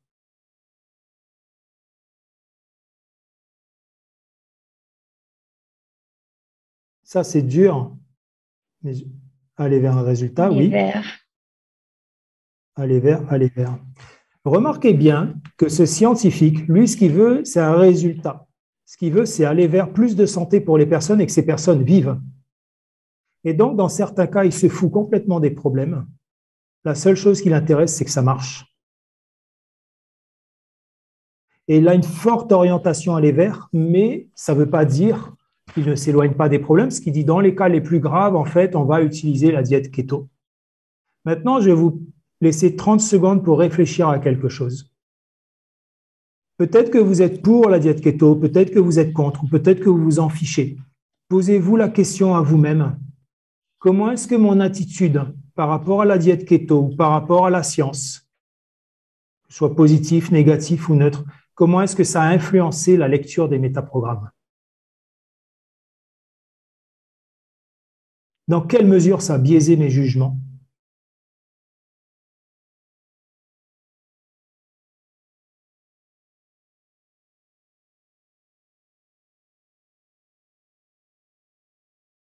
Dans l'atelier numéro 2, on va parler de ça, des biais de jugement. Je vous en ai donné plein tout à l'heure. Moi, par exemple, j'ai une formation extrêmement scientifique, pragmatique, rigoureuse. Et donc, je tiens plus facilement avec la scientifique. Corinne, toi, tu tiens plus facilement avec quoi? Avec les kétos ou avec le mec de la faim ou avec qui? Moi, j'ai plutôt du cardiologue. Du cardiologue. Ouais. Parce que toi, tu es très, très, très, très orienté solution. Tu es pragmatique. Je pense, oui. Et moi, j'aime bien les choses qui fonctionnent. Tu aimes bien les choses qui fonctionnent. Et en fait, Corinne et moi, dans notre métier, on a énormément de problèmes parce qu'on doit se méfier de nos propres a priori et ne pas mélanger nos croyances avec l'interprétation qu'on fait des stratégies de l'autre et des points de choix dans les stratégies de l'autre. Parce qu'un métaprogramme, ce n'est pas la stratégie, c'est juste un point de choix. C'est qu'est-ce qui va déterminer le déclenchement de telle stratégie ou telle autre stratégie. Si je suis allé vers ou s'éloigner d'eux, c'est un truc qui va déterminer dans quel bout ça va, la stratégie va, dans quel sens la stratégie va se dérouler. Est-ce qu'elle va se dérouler comme chez le cardiologue de la faim? Donc, la science sert à trouver une solution et à tout mettre en œuvre pour faire vivre la personne. Ou est-ce qu'on a un métaprogramme s'éloigner d'eux, orienté évitement du problème, comme la scientifique numéro 1, qui est la science me sert à tout mettre en œuvre pour que la personne ne s'abîme pas la santé. Il y a fort à parier que la dame, la diététicienne, la scientifique numéro 1, il y a fort à parier qu'elle aurait beaucoup de mal à faire un choix de conseiller une diète keto qui pourrait sauver une personne qui va mourir en face d'elle.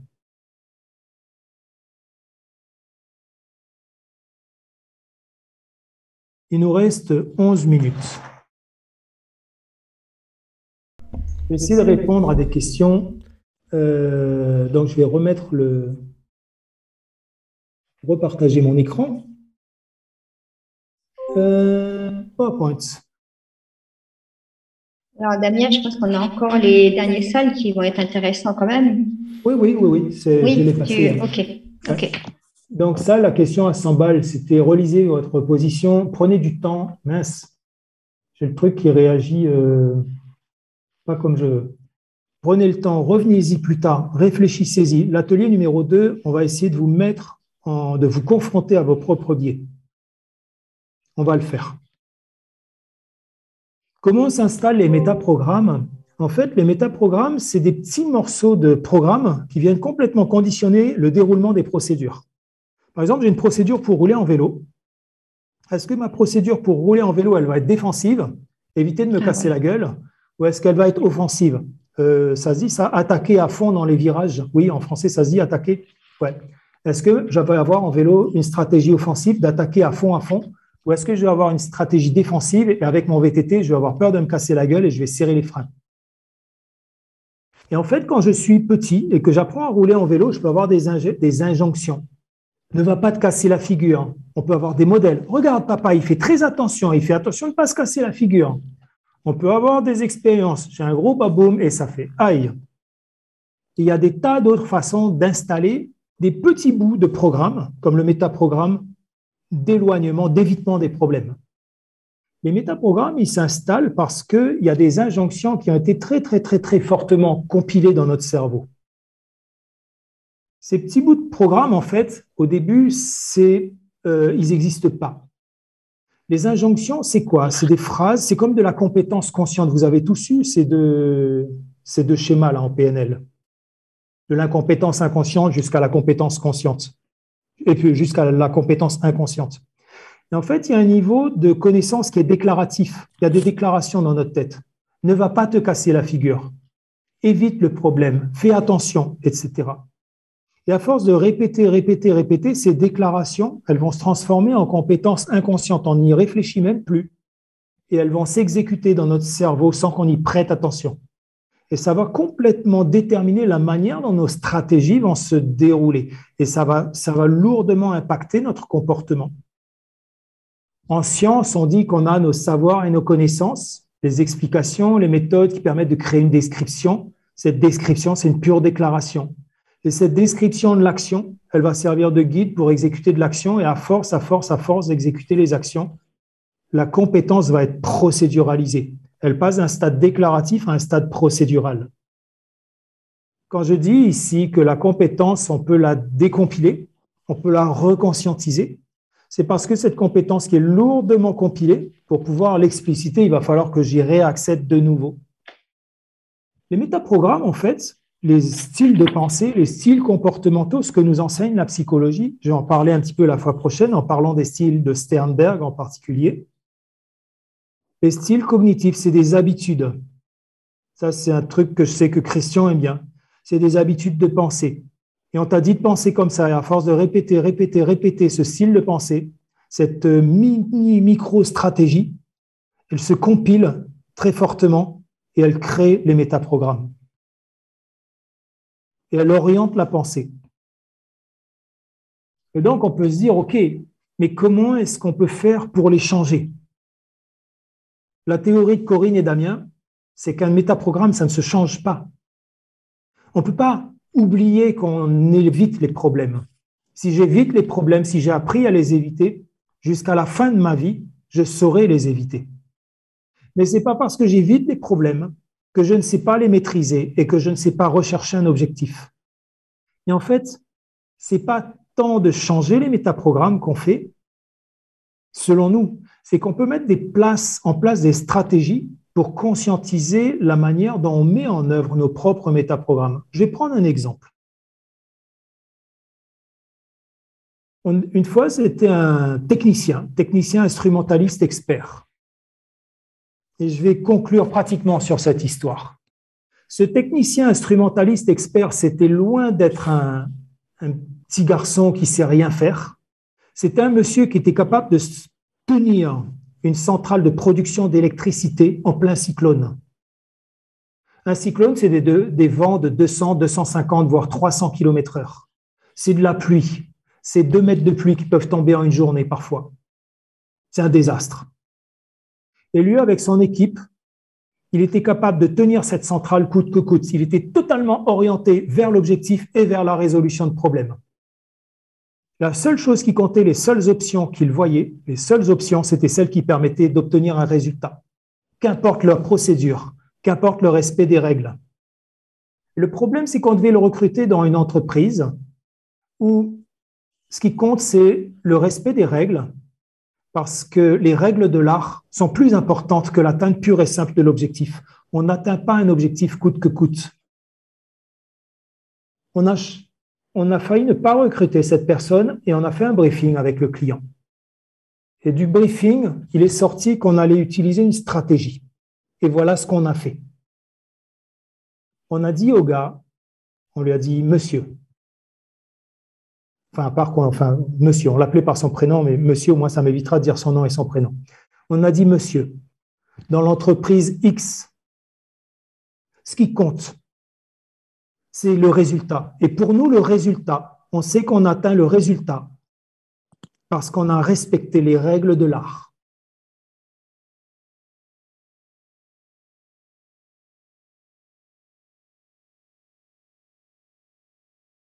Et c'est un glissement complet. Et le gars, il a compris une chose, c'est que son objectif n'était plus d'atteindre un résultat, mais son objectif, c'était de suivre les règles. Et comme c'était quelqu'un qui avait un très haut sens de la mission et du devoir, son sens de la mission et du devoir s'est immédiatement adapté au référentiel culturel canadien. Parce que lui, dans sa tribu, là où il est, son clan, qu'importe les moyens du moment qu'on atteigne le résultat. Vous reconnaissez les métaprogrammes qui sont derrière.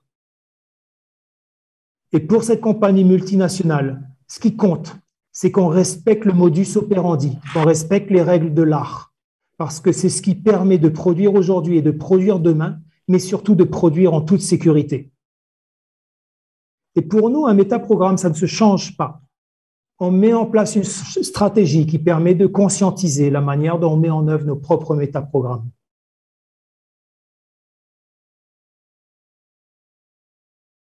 Changer, ça veut dire devenir autre. On ne demande pas aux gens de devenir autres.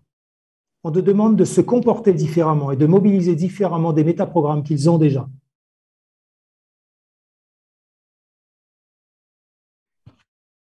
Je vais passer sur le dernier slide parce qu'on va être bloqué par le couvre-feu. Ça nous a perturbé, ça a rajouté du temps le fait que tu ne puisses pas intervenir, Corinne. Oui, ça a coupé pas mal pour moi. Ouais. Donc, je suis désolé d'avoir dépassé mon temps. En fait, après ça, on va vous donner les copies des slides pour avoir que vous ayez tout. Là, on va le faire ce soir. On peut même vous l'envoyer maintenant. En fait, nous, avec Corinne, les métaprogrammes, à quoi ça sert? Ça sert surtout à faire des préconisations. Le cas, ça peut aider des gens à se comporter différemment, à mobiliser d'autres métaprogrammes quand ils ne sont pas adaptés. À prendre conscience déjà, de leur propre métaprogramme. Ouais. Et par exemple, on a des cas à résoudre, des cas tout à fait concrets. Par exemple, on a des opérateurs maintenance. Il y en a un qui déteste le chaos. Il aime la routine, les choses bien cadrées. Il est très intéressé par les personnes. C'est quelqu'un qui est orienté résultats et solutions. C'est quelqu'un de diligent, qui bosse. Voilà, c'est un bon opérateur. L'autre, il déteste la routine. Il est option, il veut avoir le choix. Il est plutôt mismatch. Il n'est jamais d'accord. Il est centré sur la technique. Comment on va les faire bosser? On va faire des préconisations. Et Corinne, je voudrais que tu conclues en disant tu es capable de me répéter la préco que tu m'as fait tout à l'heure hein? Oui, tout à fait.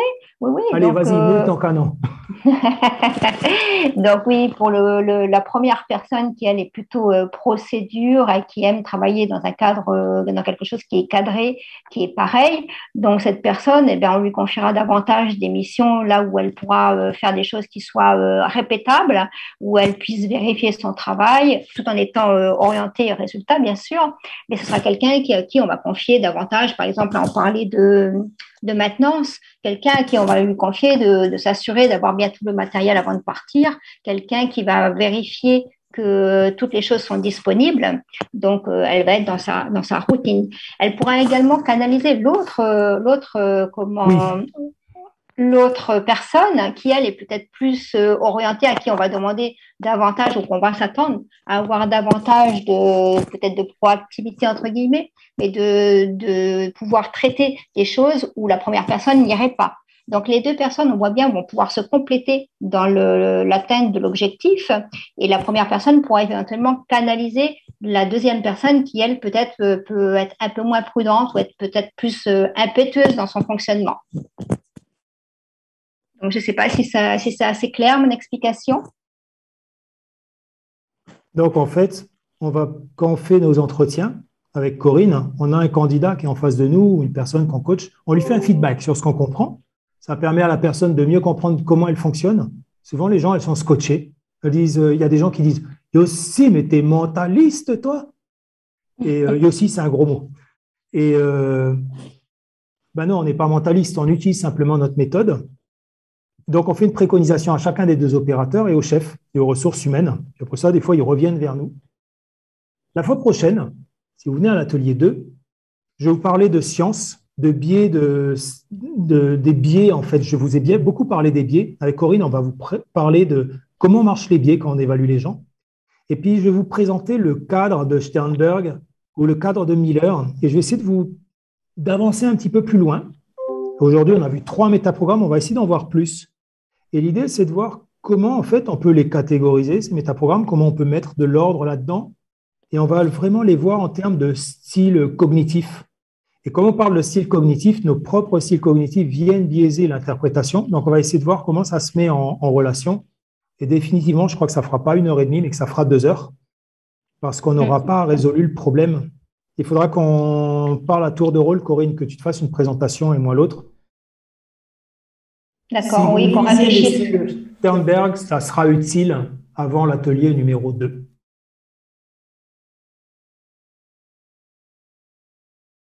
C'était dans le partage de documents que tu avais mis sur le groupe. Hein? Ouais. Donc, ce qui pourrait être vas-y. Ce qui pourrait être intéressant, peut-être, c'est si les gens ont des questions sur ce premier atelier, qu'on puisse consacrer peut-être 5 minutes pour éventuellement débriefer déjà là-dessus et répondre aux questions s'il y a des questions. Oui. Les questions, il est possible de nous les passer en avant, en amont. Il sera possible de les passer. Si on les a en amont, on pourra y répondre la fois prochaine. Oui, c'est abordable parce qu'il y a des métaprogrammes qui font qu'on a plus de conformisme social. Et culturellement, par exemple, le biais de stéréotype racial va faire qu'on va avoir du conformisme social qui va se... Oui, je peux le faire. Je vais mixer ça avec le biais de stéréotype racial et ça va être... oui, c'est faisable. Damien, une petite question. Quand tu dis que ça ne se change pas, d'après toi et Corinne, un métaprogramme, et dans la modélisation, par exemple, si on modélise quelqu'un qui a un aller vers pour acquérir la compétence et que moi, je suis un évité 2, qu'est-ce qui se passe? En fait, vous avez tous les deux métaprogrammes. Mais en fait, on ne change pas le métaprogramme, on change l'utilisation qu'on en fait. D'accord. On met la personne dans une situation à agir différemment, quoi. Ouais, c'est ça. Je vais essayer d'insister un petit peu là-dessus, on ne change pas. C'est les stratégies qui sont mises en place. D'accord. On acquiert une flexibilité, quoi. Oui. Oui, on va travailler sur la flexibilité comportementale. Tout à fait. Ok. Merci. Je vais simplement ajouter que j'ai en préparation dans ma besace quelque part un atelier supplémentaire où quelqu'un va nous proposer justement une manière de augmenter, amplifier, compenser les polarités qu'on trouve dans les différents médiaprogrammes. Mais ça marche pour beaucoup de choses. Mais on verra ce qu'on en fera par rapport à tout ce que tu auras raconté déjà dans le prochain aussi. Oui, ouais. Tac, ça je rejoins Chéri. Oui, s'entendre et être ouvert à la discussion.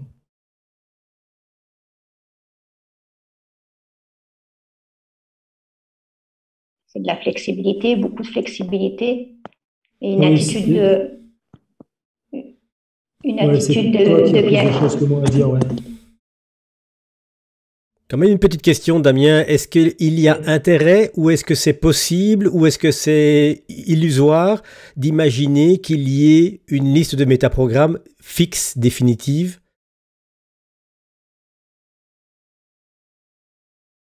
Les styles de pensée de Sternberg, en fait, je vais expliquer la méthode. Alors, combien il me reste de temps? Ouais, c'est bon. Il me reste 8 minutes, puis après ça, il faut vraiment que j'y aille, parce que je vais me faire choper par les keufs. Sternberg, en fait, c'est un travail scientifique, donc je vais expliquer comment il a fait. Et il y a un certain nombre de styles de pensée qu'il a identifiés. Puis après ça, on a réduit. Le problème, c'est que le nombre de métaprogrammes, il est un peu dépendant de la méthode qu'on met en place, parce qu'on utilise des méthodes d'analyse lexicale.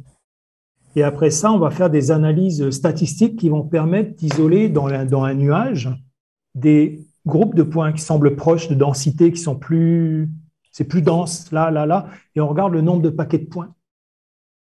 Et en fait, on essaye de réduire le nombre de dimensions en sciences pour avoir des modèles qui soient les plus simples possibles.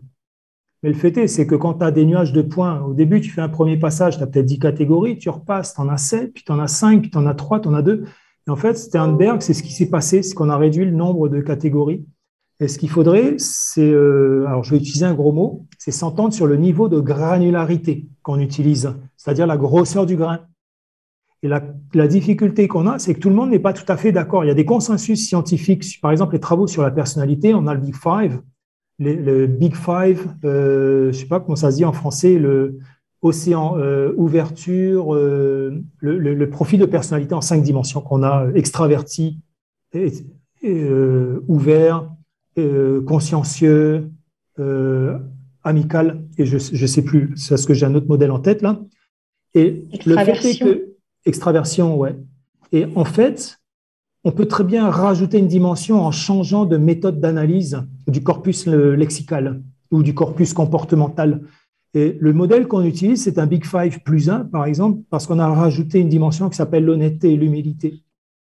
Et donc, s'entendre, c'est difficile parce que le consensus scientifique, en fonction du centre d'intérêt des scientifiques, eh ben, on va vouloir augmenter ou diminuer. Et il va y avoir un mouvement de compression du nombre de dimensions, on en a de moins en moins. Puis après ça, il y en a tellement peu que ça ne signifie plus rien. Alors, on va réaugmenter. Et puis, ça va faire des allers et retours. Putain, ça, c'est de la réponse de scientifique basique. Ça a été très dur parce que j'ai failli sortir des gros mots, là. Analyse en composantes principales, analyse multivariée, qu'est-ce que c'est Je ne l'ai pas dit. Impressionnant. Ok, je vous remercie beaucoup. Alors, j'ai bien pris note de ce qui était écrit là, des questions. N'hésitez pas à m'en reposer. J'habite à 3/4 d'heure d'ici. Le couvre-feu est à 21h et il est 20h09. Éloigné d'eux. Et donc, je veux rentrer chez moi sans me prendre un procès. Merci beaucoup Damien, merci beaucoup Corinne, c'était super intéressant, on a rempli le temps, on ne l'a pas vu passer et on est impatient de vous entendre encore une fois la prochaine fois.